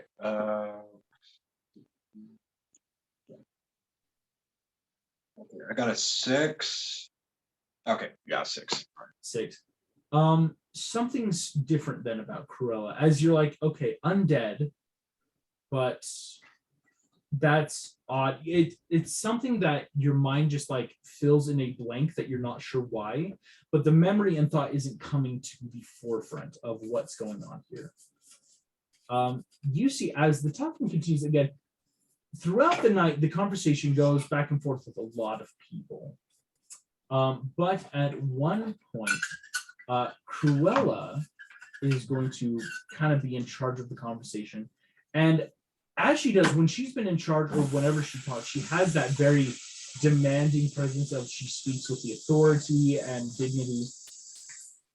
She asks to Adam and Belle, both of you, but I must ask, it is very uncommon for those royals of France to join us here in Sumani, though we're practically neighboring countries, give or take a couple days travel. I'm sorry. But no, in all honesty, why did you come this year? We're happy to have you. Yes, France has been on the rise for a little bit, and finally we're grateful for somebody to recognize how kind of vital France is to the rest of the nation. So we're grateful that we were able to finally secure an invitation today through Council of Princess. Well, that is to be expected. We have quite the fearless council head in Miss Snow White. But maybe you misunderstand. France, well, none can detest it is growing. I see Tidevilius wants to sink his claws into your kingdom with his company, but you haven't been seen in quite some time. Either of you. One might wonder if you're not running a country or running around the countryside with heroes, what the King and Queen of France have been up to. So, okay. Well, you see, we've been in charge of our country. We have been developing a new type of almost parliament where we've been in charge, but not directly in the affairs of everything. There has been definitely some adventuring, going out and securing our lands, and in otherwise protecting Agencia. As you might recall, we were key in the defeat of Chernobog when he came through. We were a key player in that. So our duties have led us to other parts as well, but we do lead from afar through our Prime Minister Cogsworth. You see, Tiana actually takes interest in it. That's what we're trying to set up in the Bayou, a people's Congress, democratically elected. We want to serve the people. Cruella cuts her off. Democracies always fail. It's well known that you can't trust people to be people. I mean, really, you ask a dog to dig a hole. A dog can dig a hole. You ask a wolf to eat the meat. The wolf eats the meat. You ask people to govern. They kill each other. Now, that's, in my opinion, quite the proposal to make a democratic kingdom of one so old as France. But what will you do when it fails? Why are you so sure it will fail? Of course, I don't wish any harm, but look at any example of a democratic kingdom. Why, Sumani isn't even technically a kingdom. We just all pretend to like each other. You see, she laughed. There's that polite laughter of some of the other dignitaries like Snow. But Adam and Belle, no insight needed on this one. There is the underlying, Sumani is one of those, never really had a kingdom. I mean, as far as you guys remember, it was one of those kingdoms that formed right when Mufasa took control and kind of brought an end to the War of Desolation, peace throughout the lands. Sumani just kind of was able to declare its independency from any nation and just be a sovereign place of people. You see, though, Belle, the woman next to Cruella, is looking at you rather intently. As she does so, Belle, I'm going to need a check from you. If you'd be so kind, I'm making sure I tell you the right one real quick.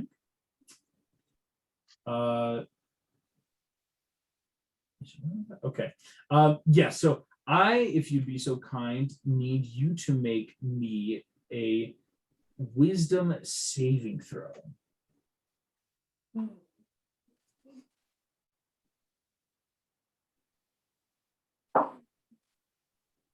Seems 20. That succeeds. As you're not sure what happened, but for the most part, as this one was looking at you about, something strange passed between her eyes and your eyes, and you blink for a second, but don't feel any different. There's no change, nothing happened, as you feel fine. It was just one of those strange interactions where when the eyes meet, something felt off. Everyone in this room, please make me a perception check.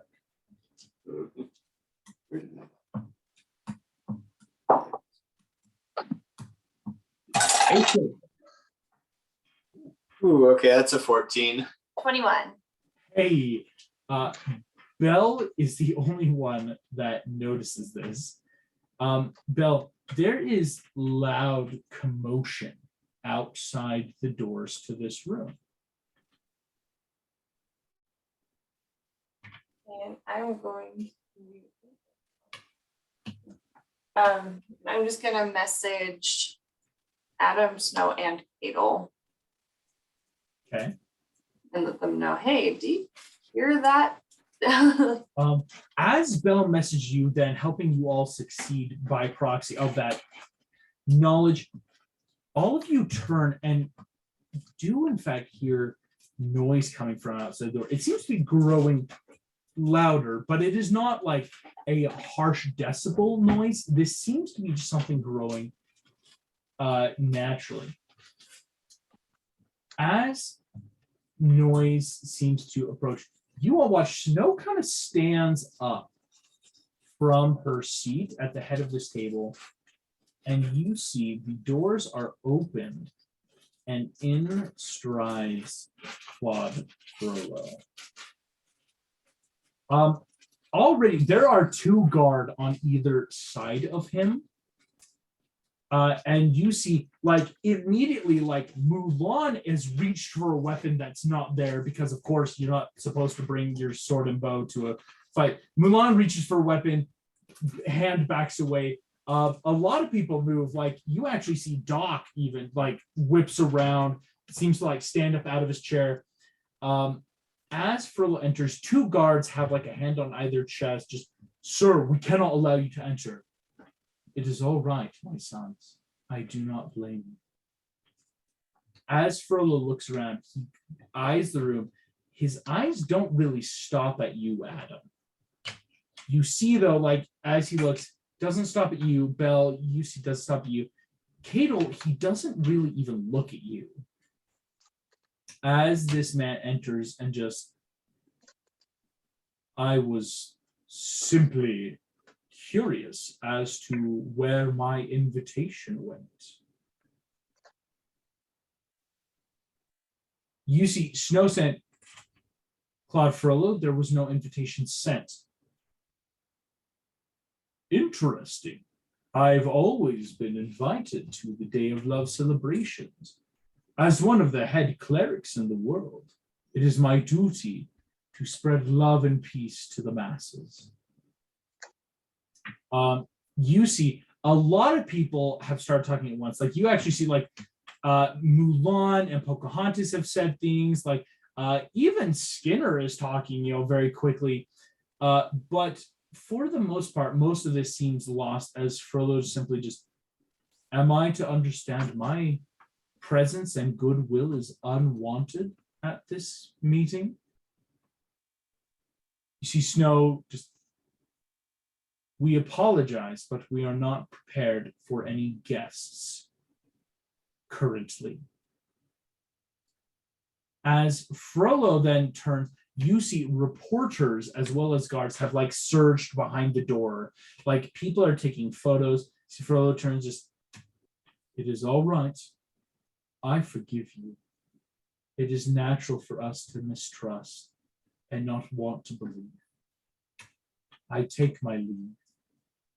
As he goes to exit, I need perception checks from everyone. Oh my gosh, come on. Okay, that's an 11. And a 6. That's a 10. 10. Gosh dang. Man, not great on perception for anyone tonight. As you guys see him leave, immediately again, reporters are starting to ask him questions, pictures are taking, but Frollo's full and leaving. He's not, like, making a show, because you can bet the show was just showing up anyway. As he leaves, a lot of people also are standing. A lot of, like, other minor dignitaries are starting to leave. You see Mulan and Shang both look at each other, kind of like nod. They walk over and actually seem to escort Cusco out.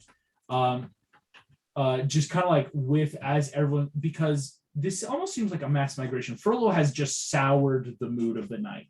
You guys, like, didn't even make it to any sort of dessert or dancing or anything, but they leave, as well as you see Titavillis at least, like, walks around, shakes hands again with Doc, with Snow, just, no, it's been a pleasure. It's been a pleasure. I must be going. As he heads out, Tiana, Skinner leave, as well as Pocahontas and John. They both whisper. Pocahontas turns to you, Belle, and you see she goes, I'm so sorry. It was a pleasure meeting. We must go back to Magency. We've overstayed our welcome. We're helping Arthur there. Please send message if you need things. Some of the last people, though, to leave, you see Cruella and Vanessa stand up. As they go to leave, you see Cruella just turns, a wonderful evening, of course, until humanity, she looks pointedly at you, Adam, humanity decided to ruin it. I bid you all a wonderful day of love. Have a wonderful evening. And she, Dude. yes. Sorry, just like, has Vanessa said anything at all this night? That's no perception check. She has never said a word. Cruella, you never introduced your guest to us. You're +1. Oh, You see, oh, of course, my mistake. Good personal family friend. She's rather shy. Although, Belle, her eyes don't say she's shy as this happens. But you see, Vanessa does just a gentle bow to Cruella. Of course, we'll have you over sometime. Get to know her. My apologies, of course, for the evening snow. I'll speak to you again in the morning about my further proposals for the armies of Sumani. You see Snow just kind of coldly, just, of course. And with that, they head out. You see, finally, one of the last to leave, again, you can tell because the old friend, Dot comes over, gives Snow kind of that personal hug, says something more just like one-on-one to her. Actually, I don't know, does anyone here speak Dwarvish? I do. That's so cool. Adam, so you actually understand. You see Dot just, you're doing a great job, Snow. You're a good leader and you're a good friend. Don't let anyone tell you otherwise. As he gives that hug and bow. Snow doesn't really react to that, Adam, but you understood then what he was saying. As he also leaves with all of their guards, respective bodyguards, until it's really the 5 of you left alone in this room. You all watch. Snow sinks back into her chair. All prospect of food or fun gone for the night.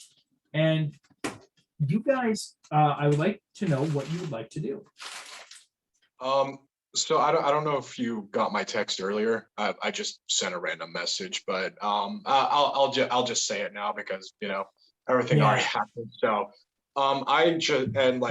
since it's just us, I'm just gonna relay the information towards everyone, about Tentavilius and Cruella.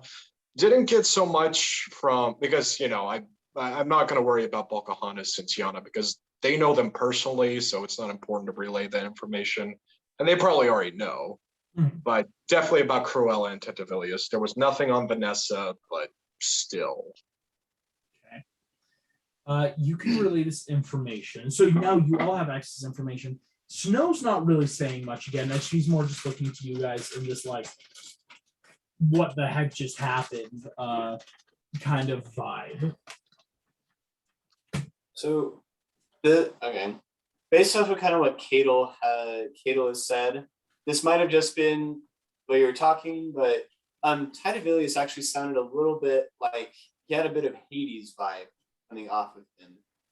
And with Cadel saying that maybe there was some fiend or something, I don't know, that's just a supposition that possibly if there was something like that, but yes. Here's I don't know. Say. Yeah. I will say no, I think Adam, you're correct actually in thinking that seemed very Hades as if you'd like, you can give me an insight check if you'd be so kind. That's a natural 20. Ooh, that's cool. Okay. A natural 20, Adam. Here's what you get. This is important. On a natural 20, weirdly gross vibes, kind of like Hades. But what you're getting though is it wasn't Hades. Hades also has some shall we say more emotion sometimes to his words. Titavilius was cool as a cucumber the entire night, basically. As well as this though, in talking about that, what you got was those gross lawyerish businessman vibes. He always said the right thing. He always said what you wanted to hear, and never rocked the boat. Even when Cruella or other people maybe added more pointing words of conversation, he would always take those oh, I'm staying out of it kind of effect. And on that one, you get though the vibe though, the reason he's doing this, or maybe the reason why it was so good, is because this dude is powerful. Only those that really know their worth, if they're doing so much to mask like how much true power they have, no one honestly acts so smooth to people naturally. And so I'll say on a natural 20, it's that like the twofold, like, okay, it couldn't be Hades because that was very similar, but like in that vibe of that's someone dangerous, especially with Cato relaying the information of this dude, like apparently has some sort of fiendish demonic presence behind him. I'm gonna kind of just make these conjectures and kind of share with everybody else as we're going through and thinking about that. I also really quick want to make like an insight or just like, I'm just thinking back to when Krilla was here and she kind of pointedly looked at Adam and said, you know, something about until humanity messes stuff up. And I'm just curious because like, it's not well known that he was cursed as a beast. So I just want to like see if she's pointing at something that she shouldn't know and does. Or Gotcha. Please go ahead, give me that insight check, as that is definitely something to catch in on those words.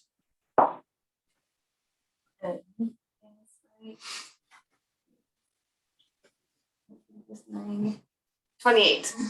28. Belle, she knew. The way she spoke, the way she looked at him, that's one of those few things that very few people in this plane of existence, across any plane in the universe, know, besides like the Imagineers, besides, well, obviously Adam. Fun fact, Cato doesn't even really know about what happened with Adam, right? Like, it's a very personal secret that wasn't like let known, and yet the way she spoke, it's like, that's so obvious that you knew, but why would you let us know that? And you wonder if it could have been to like, maybe not like show her hand, but the way she did it definitely made it seem to be and now you know I know.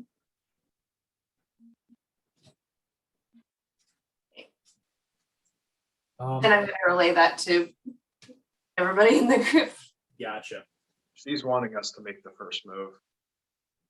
That's what I was going to say. Yeah. Cool. Do you guys want to do trying to anything provoke else? us into a fight? Sorry, I missed kind of the last. Oh, sorry. Did you guys want to do anything else here? Again, like the hour's going on. I'll say you guys can spend like an hour here, like, because there is still food. Like, everyone else left for in a hurry. Like, this was like halfway through a meal, right? Like, there's a lot of food still left. Whereas it's just you guys, but there's stuff to do. I guess if everybody else is kind of left, then I am going to invite Cadle to come in and eat with us. I'm going to say no, thank you. I ate before we got here. Okay. Fair enough But answer. thank you. Yeah. I just kind of wanted to give it out there because part of his reason for being a guard was because we didn't want him to, his presence there is suspicious. If no one else is here, then he can. But I'll definitely take a seat and relax because that was very tense. Yeah, Cadle, you can definitely come sit, like, just whoo. As you are all sitting here, there is a knock at the doors. Would anyone like to go answer it at all? I'm going to answer it just because, I mean, like, to no one else, they don't know. But, like, if I'm the first casualty, that's no big deal. I'm already dead. You go and open the door. As you open it, Cadle, there is no one there. The short hall to the outside is dark. And in opening the door, it is completely empty.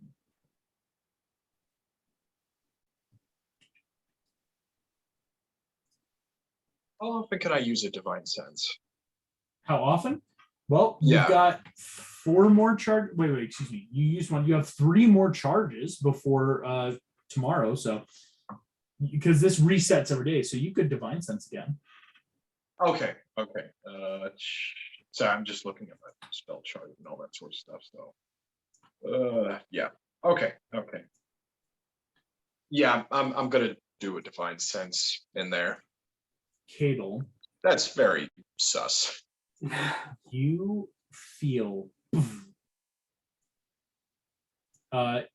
If you look at the map, I'm going to ping for you 1, 2, 3, 4, 5, 6 undead creatures that you cannot see have just entered the room.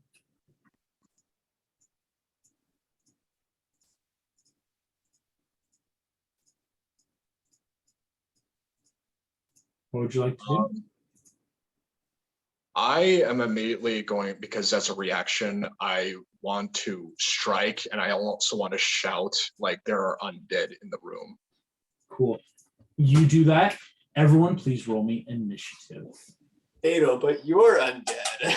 Okay. But Cadle. You don't know that. No, What? we didn't. I'm not dead. Oh, you know what? I wasn't wearing my armor to come to this thing today, so that is a 9. I will say the only person, like Adam, you have your armor. Cadle, you thankfully would have like a sword because you're a guard. You may be the only one with like stuff right now. Okay. Sorry, guys. Most of my stuff is magic anyway, but Okay. my cool armor lets me bump my AC. Yeah, it's cool. Okay. Do I get any proficiency bonuses with my roll or no? No, this is just your flat dex as a paladin. Okay. So Adam, what'd you get? 9. 9. Belle? 14. 14. 17. 17. Cadle, as you watch coming out of darkness and shadow, the room is open and candlelight has flickered. Like some of it is gone. It's not completely dark at all, but the room dimmed as you open the door. You hear a rattling hiss escape across your armor. As you, again, give that something undead's in here, you all watch as 6 women, long black hair, pointed nails, all in various dress, all appear around you. As this happens, Cadle, you are first in the initiative order. What would you like to do? Since I struck first, did that cause any damage? So striking for what kind of happened, sorry, maybe I should clarify this, is you have yet to strike. It's the initiative started when you warned of the coming danger. All right. I would like to strike the first one in front of me, and if that hits, I will roll for a hellish rebuke. Gotcha. Go ahead.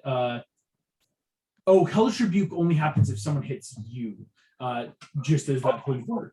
But you can, though, put Divine Smites into them as these things hit you. So yes, which of these would you like to hit? Because right in front of you, there's the 2 right there. Which color would you like to go for? I think that's purple. Yeah, that's purple. Okay. Yeah, I'll go for that one. Go for it. Roll to hit with your sword. That's a 4. Not a good start, but since that's a strength, that's about a 7. Oh no. As you come in, this creature, this woman, as you swing your sword in, poof, catches the blade with her open palm and pushes off. I can still do a reaction due to my intercept fighting style, right? Yes, you can. Okay. So, because I always got confused about how that works, but Right. so with that, I roll a d10 and then add 5 just to make sure. Yeah. Oh yes, but she's not attacking. That's just how she blocked your attack. Oh, okay. Okay. Yes. Okay. Sorry, I'll be more clear on that. Don't worry, I'll let you know when you're getting hurt. Cadel, as you have that, you do have then like bonus action or movement if you want to move. But again, just making sure you know if you move, you would trigger opportunity attacks, as these things might get to swipe at you as you move. I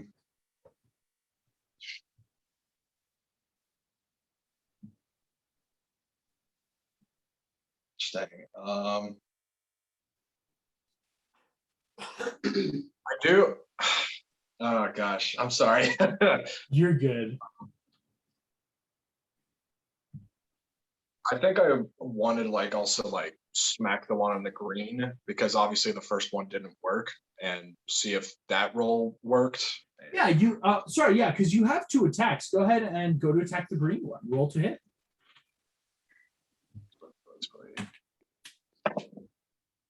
Okay, 11, and so that's a 14. Yeah, that's a 14. 14. You boom. As you then swing, take your sword out of the grass, go to swipe the green one. This one leans back, boom, barely in front of its face, as you feel like you just barely miss that attack going across. Gosh. That is all your attack actions then, unfortunately.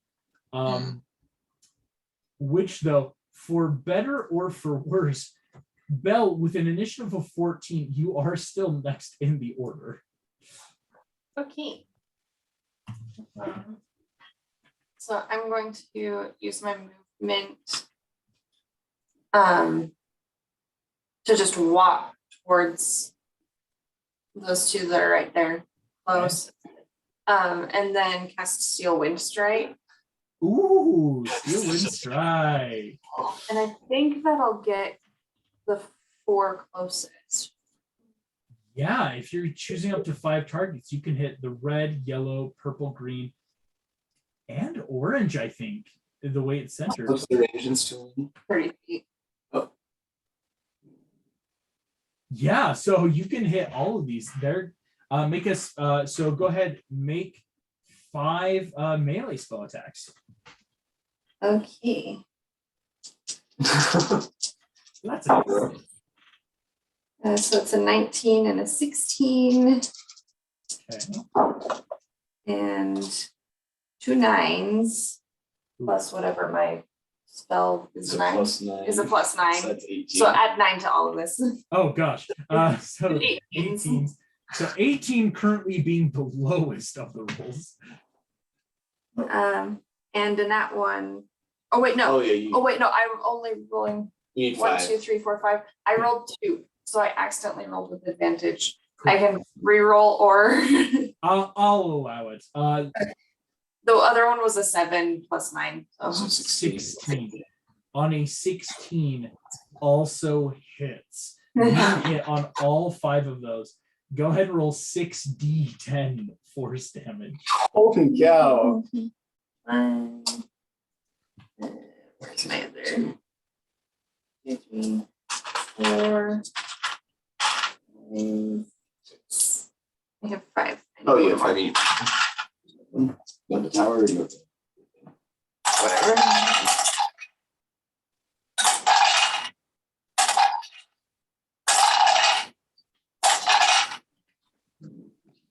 the 38.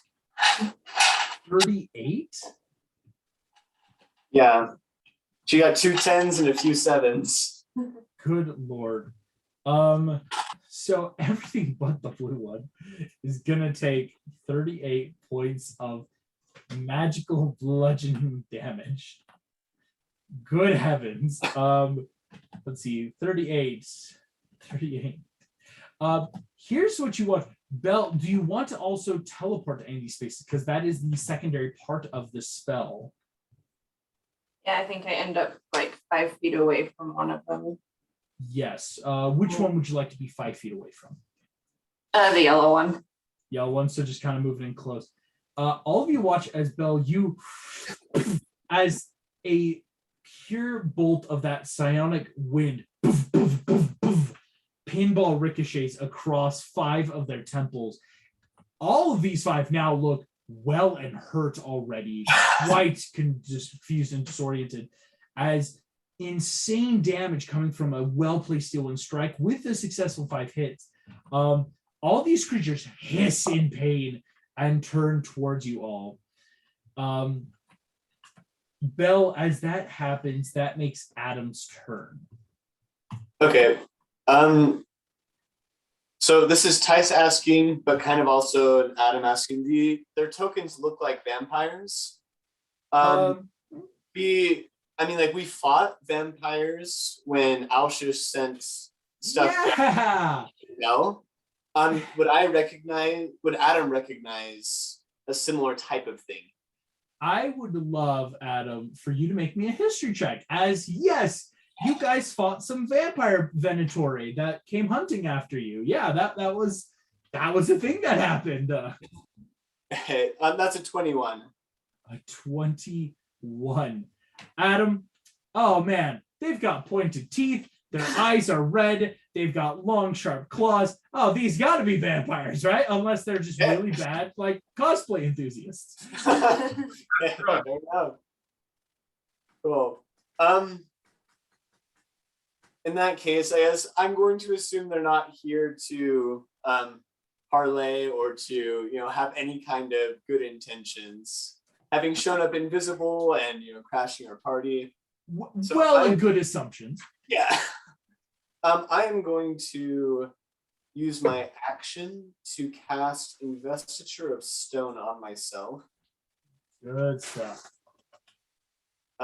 Basically, I think the biggest thing that'll help here is just gives resistance to bludgeoning, piercing, slashing from non-magical attacks. Yes. And then in classic Adam fashion, he's going to use his bonus action to wild shape into the beast. The beast emerges.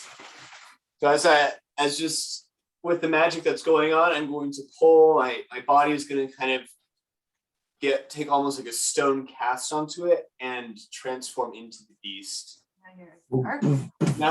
As stone, very stony gargoyle, Adam, which maybe doesn't fall on your mind of, oh yeah, and the last time we fought, we had gargoyles. You take all this. You have now tons of movement there. Where are you going? Yeah, so I'm going to, as far as I used my bonus action already. As far as I can, I'm going to make my way towards those 2 in the upper right corner, the orange and the blue one.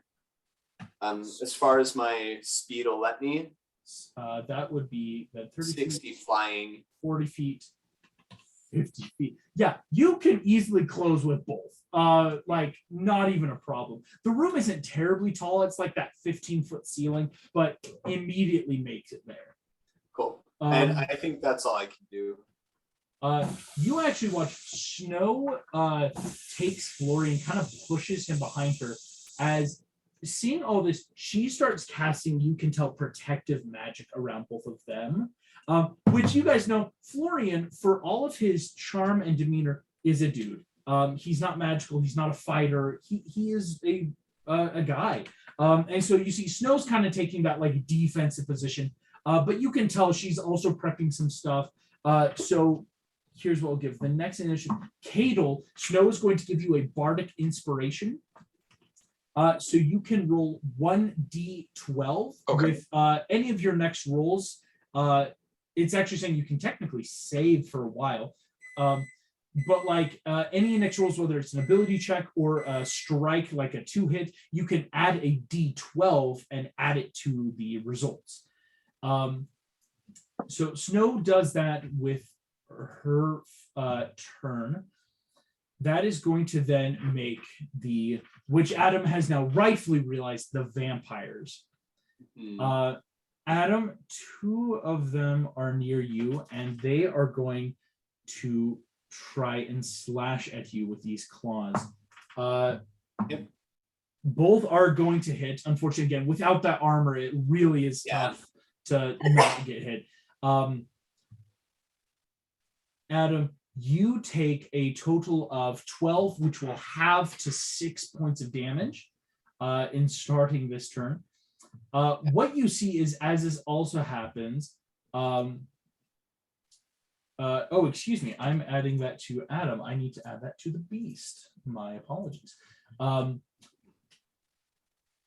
Adam, this is happening, but you see, again, these things are clawing at you. I actually also need a strength saving throw. Okay. If you'd be so kind.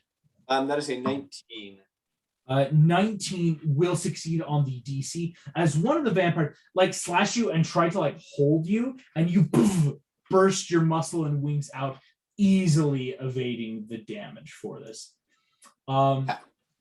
As this happens, Belle, the two vampires next to you immediately circle and are going to take attacks on you.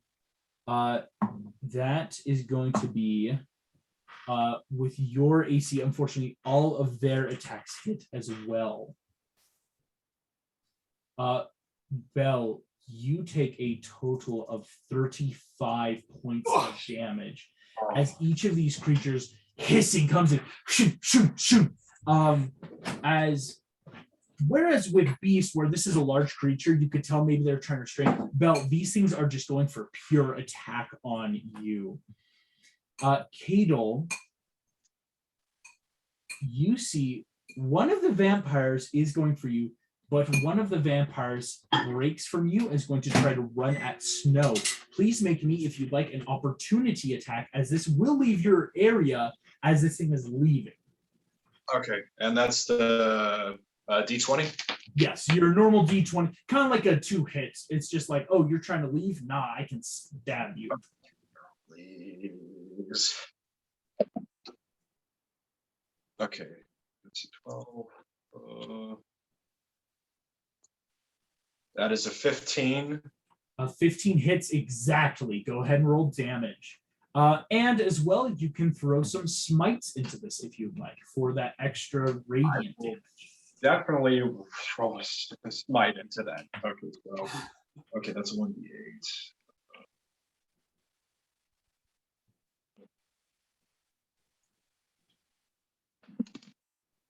Okay, that is a 7 plus a 3. So that's a 10 damage. And then what do I add for smite with that? So for smiting, you can add in, your base smite would be a first level spell where you can add in 2d8. I'm about to quickly check myself on that. To just deal damage. It's extra radiant damage. But if you're casting at higher levels, it will increase the amount of d8. So for example, right now at a 4th level, you could throw in a ton of levels to deal some crazy stuff. But right now, your divine smite, yes, 2d8. I do have a 3rd level blinding smite. Oh, that's right. You took a blinding smite. If you want to do that, this thing, it's not only going to deal damage, you're also it's going to have to make a save or be blinded. Here's what I will say. Go ahead, you can roll then an extra 3d8 radiant damage. And this target will make a Constitution saving throw or be blinded until the spell ends. And for you, Cadel, that's as long as you concentrate, that's up to a minute. Okay, so it is a D8 roll. D8 3. How many? I'm sorry. 1d8, and you get to roll 3 of them. Okay. I will also let you know this vampire failed the Constitution save. It is now blinded as well. Yeah. Okay, so I rolled 3 of them and I got 19. That's pretty good. On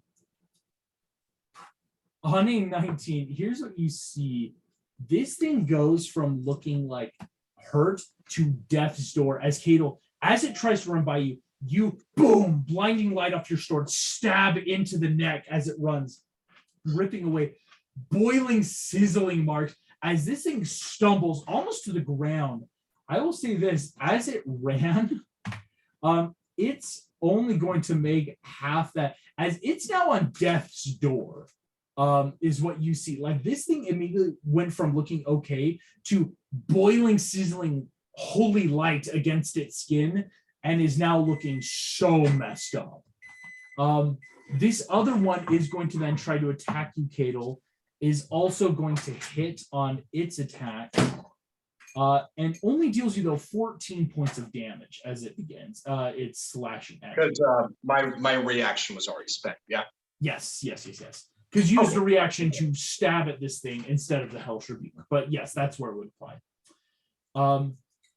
As these vampires, though, take their turn, Cadel, that is then your turn. Okay. All right. So the green one was the one that like got really hurt, yeah? Yes, it only moved like half its movement as it is now looking terribly close to death. Okay. I'm gonna attack the purple one again. Okay. Well, oh gosh. Let me see. Okay, yeah, because purple one's a lot closer to Belle, so let's take care of that one right now. Gotcha. Okay, so I also want to hit that. If once again, if it hits, I definitely so I'm not sure how many smites I'm allowed, but I will use my level 1 searing smite with that one if it works. Fun fact, you have as many smites as you have spell slots. And if you have the specific types of smites, you can use those. But it's just if you run out of spell slots, that's where it gets bad. Go ahead. You've got your searing smite. Please roll me to hit. Okay.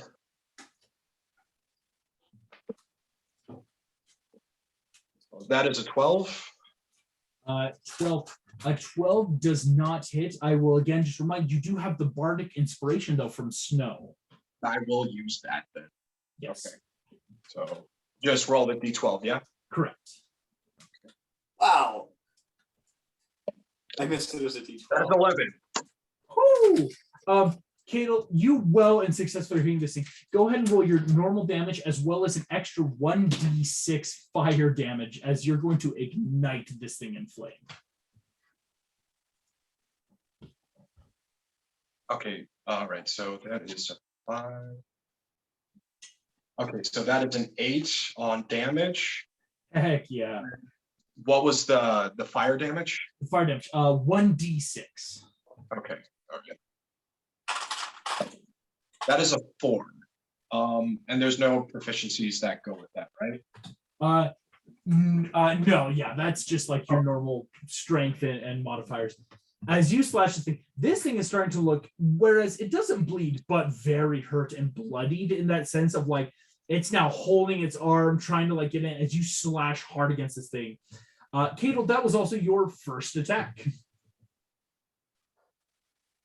Okay, and okay.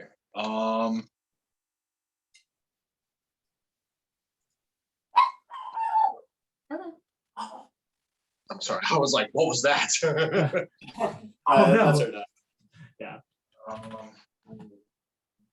I think I also want to roll another hit on the same purple one. Gotcha.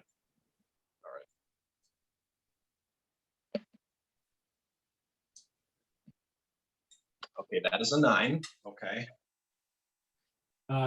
Yeah, on a 9 though, this thing while being now ready, boom, catches the blade again, hissing at you strongly, Cadel, as you try and attack.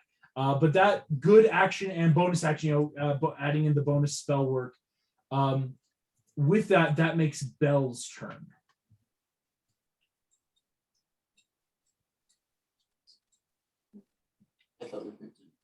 Okay, we picked undead, right? Or did we pick demon for True Love's Kiss? You picked undead. So, Belle, I've been having damage. Like, there's already been natural resistances you guys have to these things. That's already been applied. Okay, cool. Just making sure. I can't Yes. remember. Well, I think. Well, I don't know. I'm going to hit the. I'm going to steal one strike again and Gotcha. hit the 5, like the green, orange, purple, yellow, and red ones. Gotcha. Those 5. So once again, exceeding. I think the I blue. am within range to hit the blue one, but I. Right. Oh yeah, you would be, but yeah, it's you can only choose 5 targets. Go ahead, roll another 5 spell ranged attacks to hit them. It's an 18 and a 19, That's 2 hits. and a natural 20 for one of them. Oh, 19, Gosh. and only one more. And 12 plus my 9, This is so 21. 21. So your lowest to hit is 21. I will say this: you're going to hit all of them. Which one would you like to crit on? Do I do the green one and totally take that, or do I do the one closer? Because I am going to be dropping things. I'll crit on the green one. on the green, I actually will say so. The green one's the one that looks like it's on death's door. That's the one that like looked really bad, as well as the purple one. Cato's been engaging is now starting to look really hurt. In that case, I'll actually do like the red one, just to Gotcha. get a different one out of the way. Sweet. Go ahead and roll then your 6d10, and we will double that for the red one. Oh no. Yeah, I like Okay. it.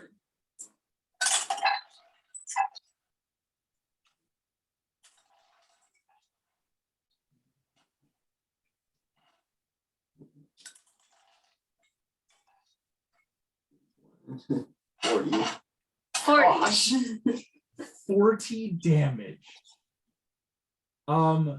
Good lord. Yeah, you can. I have to do some quick. All right. So that one. And then I'm gonna teleport right behind him. And orange. And the red one takes double that with that critical. Oh, You guys Yeah. watch as Glory. all of these vampires hissing at Belle, again, wind whipping around your robes. Boom, boom, boom, boom. As the green, red, and purple vampires each completely biff it to the ground. You watch the green one completely dissolves away as it falls, and the purple one, but the purple and red fall to the ground just seemingly unconscious. The green one, though, just dissolves away into nothingness. You can tell the yellow and orange are looking on death's doors, kind of like the green one. They're like clutching, hunkering on the ground. This last vampire, the blue one, though, still looks completely untouched, but that probably will end in the next second. As Belle, you teleport up right next to the blue and orange with Adam. Adam, that then is also your turn. Okay, so I mean, with my turn, I'm going to make a claw. Okay, let's use the beast multi-attack to claw at the blue vampire. Oh, that's okay. That's just an 11 to hit, which this is. 11 to say again. This vampire is keeping stride with you, Adam, catching your claws and attacks, trying to avoid. Okay, so as I'm clawing at her and she's grabbing my hands, I'm going to reach out and bite at her with my other part of my multi-attack. That's a 26 to hit. A 26 definitely hits. Okay, and that's going to. Oh, dang it! That's fine. That's just 9 piercing damage as I bite at her face. Boom! You just like Cato and Belle. Adam the beast just like entire jaws around this thing's head just starts biting as the vampire is shrieking and hissing, trying to claw back at him as she struggles. You see, Adam, as you do this, That's all I can do. Snow again casting more magic goes through. Belle, you are healed for 21 points of damage. No. And as she heals you, Snow then turns to you as well, gives you the bardic this time, Belle, with that bardic inspiration there. That's a D12. A D12 currently. Snow's been growing. She's doing better. As Snow takes her turn, that will make the vampires. Adam, this creature that is attacking you is now going to bite back. That does hit. Yeah. Please. Oh, excuse me. This just happens with the damn trait. Adam, you take, as the beast, 16 points of damage. You feel your hit point maximum reduce as beast by 16 points. Okay. So now it's 113 maximum currently. Sorry, it drops by 16. Yes. Okay, so it should actually be 103. Oh, 103. Thank you. Yeah. Right. Okay. I did my math wrong. Thank you. Yep, you're fine. As a reaction, yeah. Sorry. As a reaction, I want to cast Shield of Faith on Adam. Oh. Shield of Faith. Oh, unfortunately, Shield of Faith is the bonus action one. But oh gosh. Okay. with your ability, do you have shield though, like the other type of shield spell? Let me check. No, that is the only shield spell. Right. Okay. So, unfortunately, Belle, you are not a protection fighter and couldn't shield to another person. It's a Cadel, yes, with yours, if you had like the shield spell, it is something you could like throw against, but unfortunately, shield is something I'm now realizing only wizards and sorcerers can learn. It's kind of like with your normal shield, but it would give you a little bit of range of like, oh, could I imagine? Kind of like with Shield of Faith, you could reaction it, but it's something unfortunately that you couldn't learn currently. Okay. And also with you know, like with intercept, I have to be within like 5 feet of a person to like do the intercept a little bit too. Yes. But if it's off of me, it kind of works as a parry, yeah? Exactly. Okay, all right. Just want to make sure. No, that good clarification. As that happens, the yellow vampire is going to run up at Cadel and Belle. I'm definitely going to intercept. I'm going to do the intercept and do Hellish Rebuke on the yellow one. Go ahead and intercept. So roll your D10 first. Let's see how much you take away from this dude on you. Jeez, I'm trying to find it. So it should be 1d10 plus 5 because it should be your proficiency and strength. Oh, no, it's going to be much more than that. Your proficiency and your dexterity should be like plus 6. So it should be like a 1d10 plus 6 that you can try to intercept away with your reaction.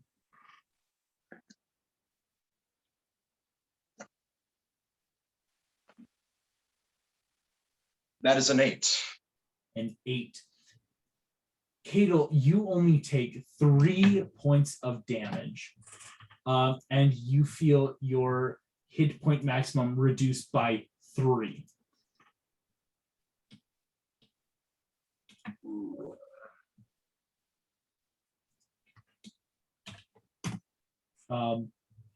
As this happens, though, you can Hellish Rebuke again as that reaction of shield to bolster the magic out. Go ahead.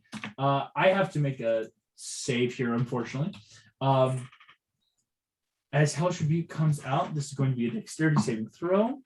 So we'll succeed. So Cadel, go ahead and roll me 2d10 for fire damage on this creature.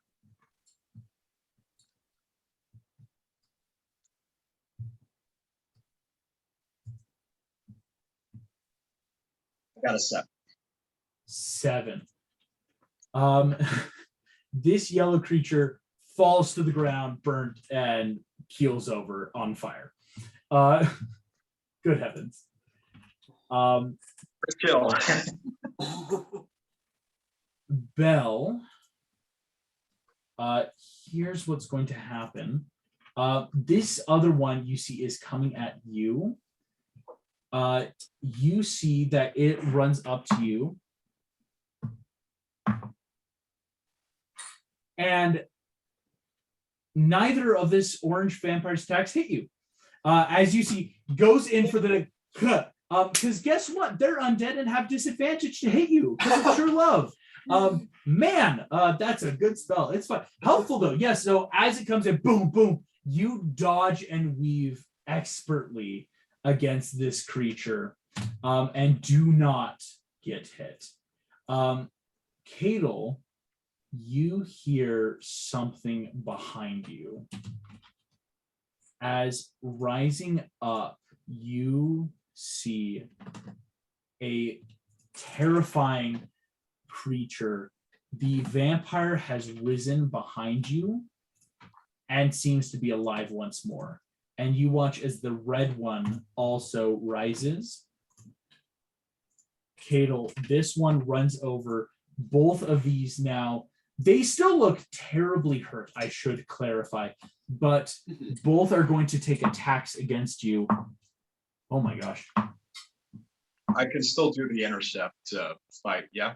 Your intercept fighting will help. I will say we'll roll it after. Unfortunately, okay. All of their attacks have hit. One was a critical hit. As the vampires come in, plus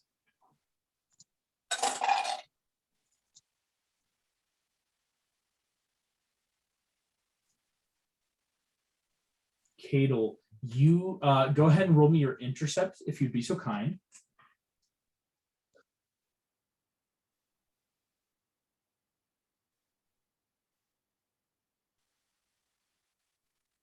Okay, I have that is a 10. 10. You take 50 points of damage, 60 minus by 10. This does not reduce any of your hit point, but again, as they start raking through with their claws, Cadel, 3 of these vampires again just suddenly are on top of you. So I take the 50 points of damage? You take 50 points of damage. So currently your hit point total is 49. As these 2 vampires now up start attacking hard. Cadel, that makes your turn though. What would you like to do? Wait, me? Yes. Sorry, yes, that was their turn. So Cadel is your turn. Belle, you are next in the initiative. Okay, all right. I thought you were saying like that was my turn. Oh, yes, that was the end of my turn. Okay, okay.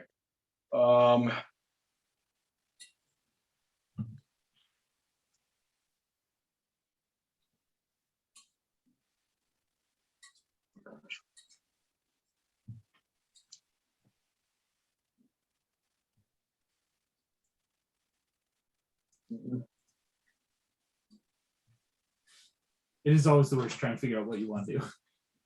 Yeah, I know, and just making sure I'm doing this because I'm also pulling up the spells, like see if I'm doing this right or not. So you're good. If you have any questions, of course, I'm more than willing to help too. Okay.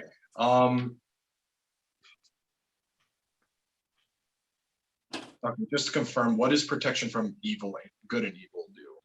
Right. So protection from good and evil. Actually, what the basis of what Belle just did is it is a action, though unfortunately it does take 10 minutes, or excuse me, no, it doesn't. Is until the spell ends, you can protect something against a certain type of creature, kind of like Adam and Belle have, but they now have like an indefinite spell until they choose to break it or other circumstances like a dispel could occur, where you can choose to protect a creature against a certain type of creature, which could be undead. Meaning, of course, they have disadvantage on attack throws against the target. They can't be charmed, frightened, or possessed by the target. Stuff like this. Okay. Jeez. And that, how many distance?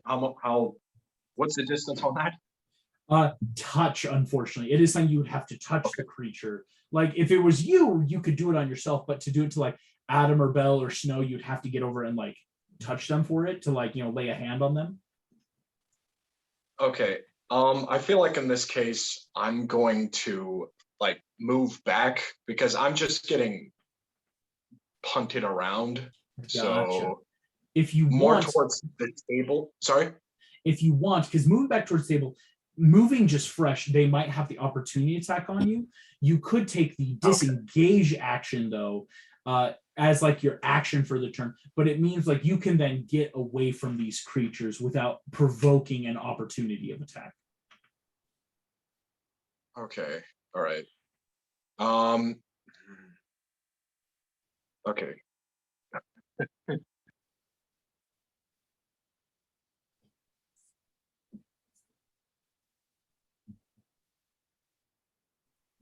I think for right now, because the yellow one is currently like unconscious, yeah? Correct. Okay. I'm gonna hit that just to make sure it's gone.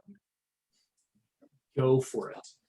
If you'd like, you can make me a investigation check just as a free check on this creature, because the two that were already hit just got back up. So it's like, check out the yellow one, see what's going on.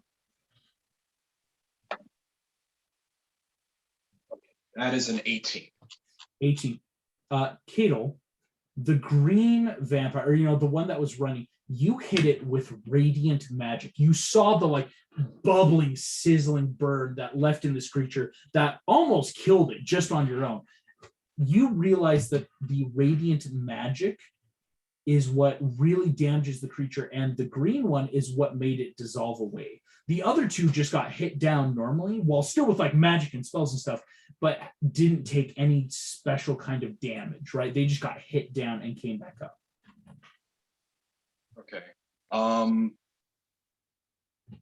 I will definitely, because I'm also just, if I roll low, I'm wasting a smite, you know what I mean? So it's like, fun fact with Smite, you can wait to use them until after you hit. okay. It's something that isn't totally clear with Smiting, but you don't have to be like, I'll use a Smite and hope to hit. You can hit them and be like, and now I would like to bonus action spell Smite in, if that makes sense. Okay. All right. Then I'm going to hit the yellow one then. Go for and it. Then we'll do the blinding smite on that thing. Fun fact, you have advantage because it's prone. Okay.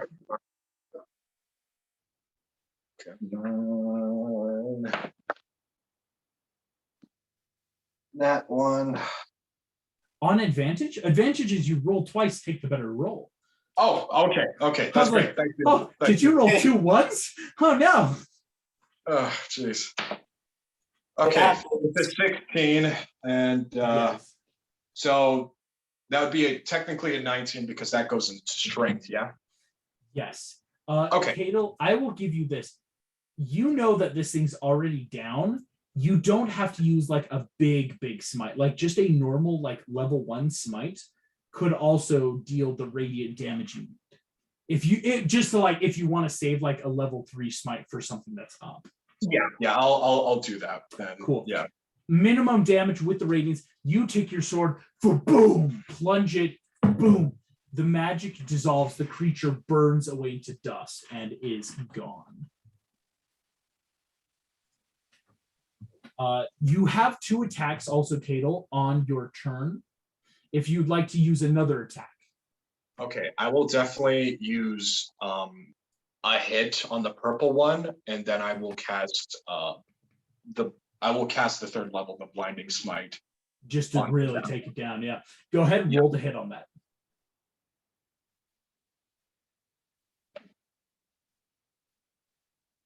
That is a 19, and like once again, this goes into strength, yeah? Yes. 19. I will tell you this. The minimum damage you don't even have to roll as you guys watch Kale drawing your sword out of the ground, blazing with light. You whip around, and don't even turn, plunge it behind you into this vampire. Explodes in light. This vampire is gone. As this happens, as the sword's now really starting to glow with light, you see the red one, Cadel, is like starting to look really spooked. Like it doesn't look happy to be around you, if that makes sense. But with that, Cadel, it makes Belle's turn.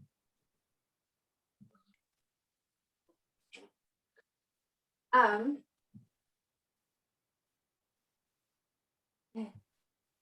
slightly undecided on what I wanted to do. You're good. I want to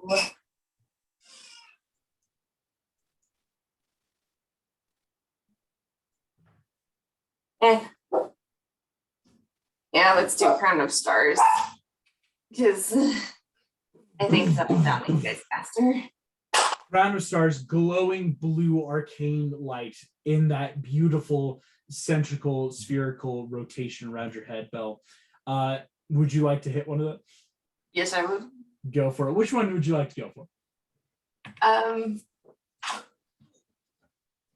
So what would happen if I'm like standing right in front of one of them and I'm just like, boom? Like, is there gonna be any extra like oomph or just like right to the face? There's some oomph. It's more like it's easier to hit when you just walk right up to it. If you've got a Crown of Stars and just take a star and push it through something right in front of you, yeah, roll the hit. It's going to be an easier AC of just like. I also have the Snow's Bardic Inspiration. You do have the Bardic, yes. If needed, but that is a 17. 17 Plus 9. Plus 9. plus 9.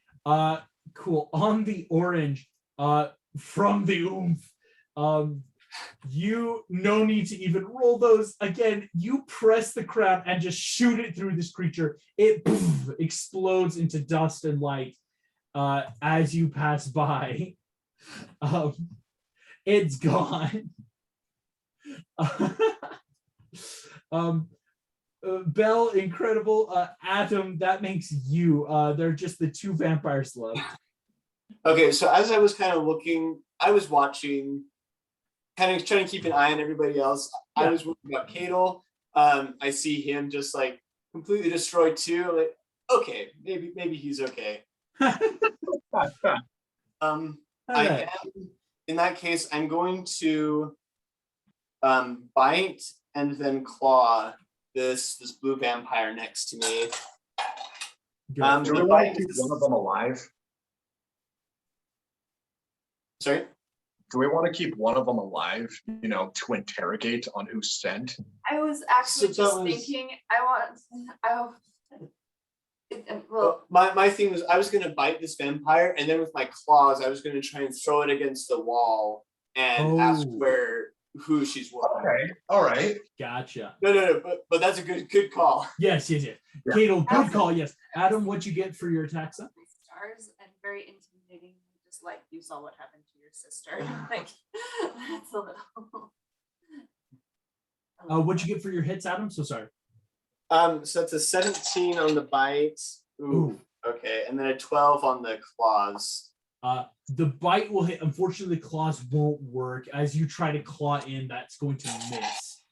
Okay, so that's a 14 piercing damage for my bite. And I am going to, as I'm trying to claw at her, I am going to, maybe from a less intimidating posture now, still ask her who she's working for. Give me a free intimidation check. Okay. As the beats. Intimidation is a 10. And this creature just like snarls, frothing. You actually don't even know. Like, wait, is this creature intelligent enough to speak? It kind of seems rabid. But you see, this vampire just keeps ripping at your face. As this happens, Adam, Snow is going to once again heal up. This time, Cadel, she heals you for 18 points of damage. So that puts you back to 67. As well as Cadel, she gives you the Bardic again, just because it's kind of noticing like Adam's like the beast is doing fine. So she's kind of rotating between, Belle and Cadel, just like, okay, who needs Bardics? As she protects in Snow, that makes the vampires. Adam, this one is going to bite you back. It's kind of a bite v bite right now. This deals you 16 points of damage. The beast is lowered as well by 16. Ooh, okay. So none of that is piercing? No, this is a different, technically necrotic damage. Okay. As this happens, so from 103, sorry, I'm just like also doing this. that should take you down to 87. Yes. Okay. Try and do also that math of like what your maximum HP as beast is now. You're good. I'm keeping track of it as well. You're keeping track. Cool. If that gives you, I'm keeping track of my hit points and stuff. If you cool. That helps. I also keep track just in case like things happen and like enemies are doing stuff. But yes, thank you for keeping track of that. Definitely. As this one happens, Cadel, this last vampire by you is going to slash. Oh my gosh. As it slashes Cadel, you now see the attacks coming. Boom, boom, boom. Shield and sword up and over as claw rakes reaching over the edge of the metal. You just kind of that gentle bash away. This creature does not hit you with any of its attacks. Cadel, that then makes you can I actually do a reaction attack against and because I can take up whatever damage she throws at me or tries to throw at me, yeah? Yes, unfortunately, she would have to hit to do that reverse, to knock it back down and over. Okay. The attacks would have to hit anyway. This is kind of just your natural skill as a swordsman with your shield and sword of being able to just she can't even touch you. And even if she did, then it's pushing back the damage, correct? So, okay. Okay, so with this one, I'm definitely going to give an attack on this one. If I do, because I also in case okay, I just want to decide with the group, not to meta, which one do we want to keep alive? To if it's possible to interrogate one. So as Adam, I was planning on trying to keep this one alive. Whether or not we want to keep this one or yours is fine either way. Okay, all right. Because if we were deciding between mine, I was just gonna attempt to maim it and then try to interrogate, because it seems like I have intimidated this one a little bit. So yeah. Okay. So I mean, we could have two. At this point, we do kind of outnumber them, so having two wouldn't necessarily be terrible. Okay. All right. You could try both. Okay, then I will definitely roll to attack to mostly maim. Go for it. All right. Non-lethal damage, trying to knock it out, but hurt it still. This is gonna be a fun shield bash. Oh thank gosh. Okay, I thought that was a 1. Oh my gosh, that scared me for a second. Oh, okay. So that is a 10. Okay. A 10. Oh, that came from a 7. Okay. 7's not bad, but as you see, boom, shield hits. This creature doesn't take damage. As again, she is now locking you. You have 2 attacks though. You can make the second attack to hit. Okay, then I will definitely make that second attack. Go for it. Okay. Not exactly better, but that is an 11.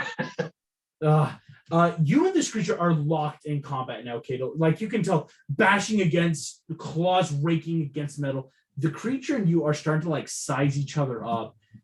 Because you see this thing keeps looking around, unsure really maybe of what it's going to do next.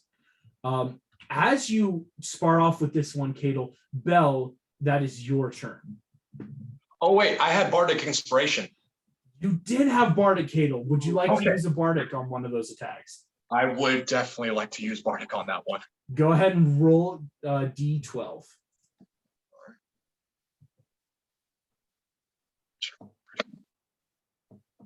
Okay, that is a 5. So yeah, 5 to the 11, that will hit. And as a bonus action, would you like to add any other smites or anything? Or do you just want to do just damage just to take it down? I want to do just damage to take it down, honestly. Gotcha. Go ahead, then just roll your normal damage. Okay. Oh wait, yeah, that's the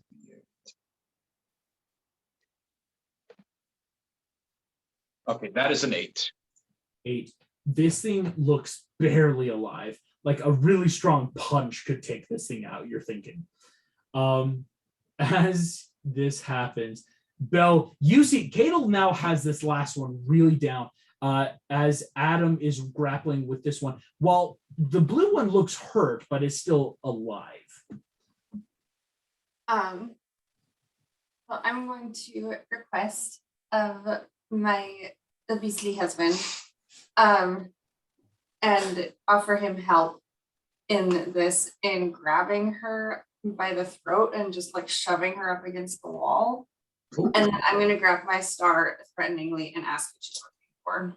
I will say this: it's like a held action right into Beast's turn. If you would both like to give me athletic checks, because it's like you're both trying to grapple this creature, and you have advantage because this is your chosen enemy, right, or chosen protection right now, with it being undead, which is really helpful.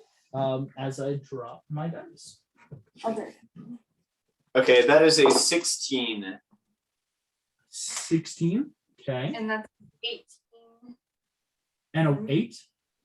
18. Oh, 18. I was like, an 8. Okay, here we go. You both, boom, knock this thing into the wall. This thing is full and restrained. As this happens, Snow is going to come over as things are starting to get a little better. Going to take some of her movement forward. You see she is going to heal. Cadel, you gain back another 18 hit points. So Cadel, yeah, you're back at like 85 now. As this is going through, and Snow's going to give a bardic now to you, Belle. That's one of the last she's going to give for this fight. As this happens, this vampire, Adam and Belle, please make me another strength. This vampire, while still initiative, is going to have like a chance to break out on its turn. Use one of Snow's bardics with the. I will let you know, I just rolled a natural 1 for this creature. It's staying put. I got a 19 restraint. While it's restrained, you do see again, like Beast, Adam, you see like some of your bite and claw marks are already starting to heal on this thing. Like the skin is like reclosing, it's regenerating as you're holding it, but it's stuck. So while it's starting to look really healthy, it's not going anywhere. Yeah. Cadel, this last vampire against you, apparently can't roll above a 4. And as the vampire comes at you, it's looking weak. This vampire looks at you, takes its attacks, and books it out the door. You do have an opportunity attack, though, Cadel, as it runs. I will definitely opportunity attack, and screw it, we're smiting this thing. Smite this one. We got one down. Go for it. So roll to hit on this creature.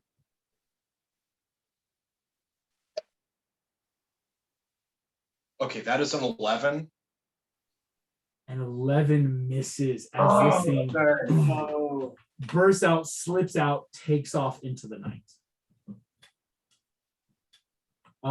With that, actually, we are out of initiative. You guys, again, Beast in your form, Belle, Crown starts going, Cadel, you can now like join in. Snow, all of you are right up against this thing, against the wall. What would you guys like to do to this thing? If she answers our question, I'll make the star less painful. Yeah. Not really. You see the vampire is looking at you just kind of wide-eyed, and it starts pushing her head towards the star. I'm going to step away. Like, no, You step away. As she like moves back, just looking wild, not saying anything. Okay, let's see. I need to check spells quick.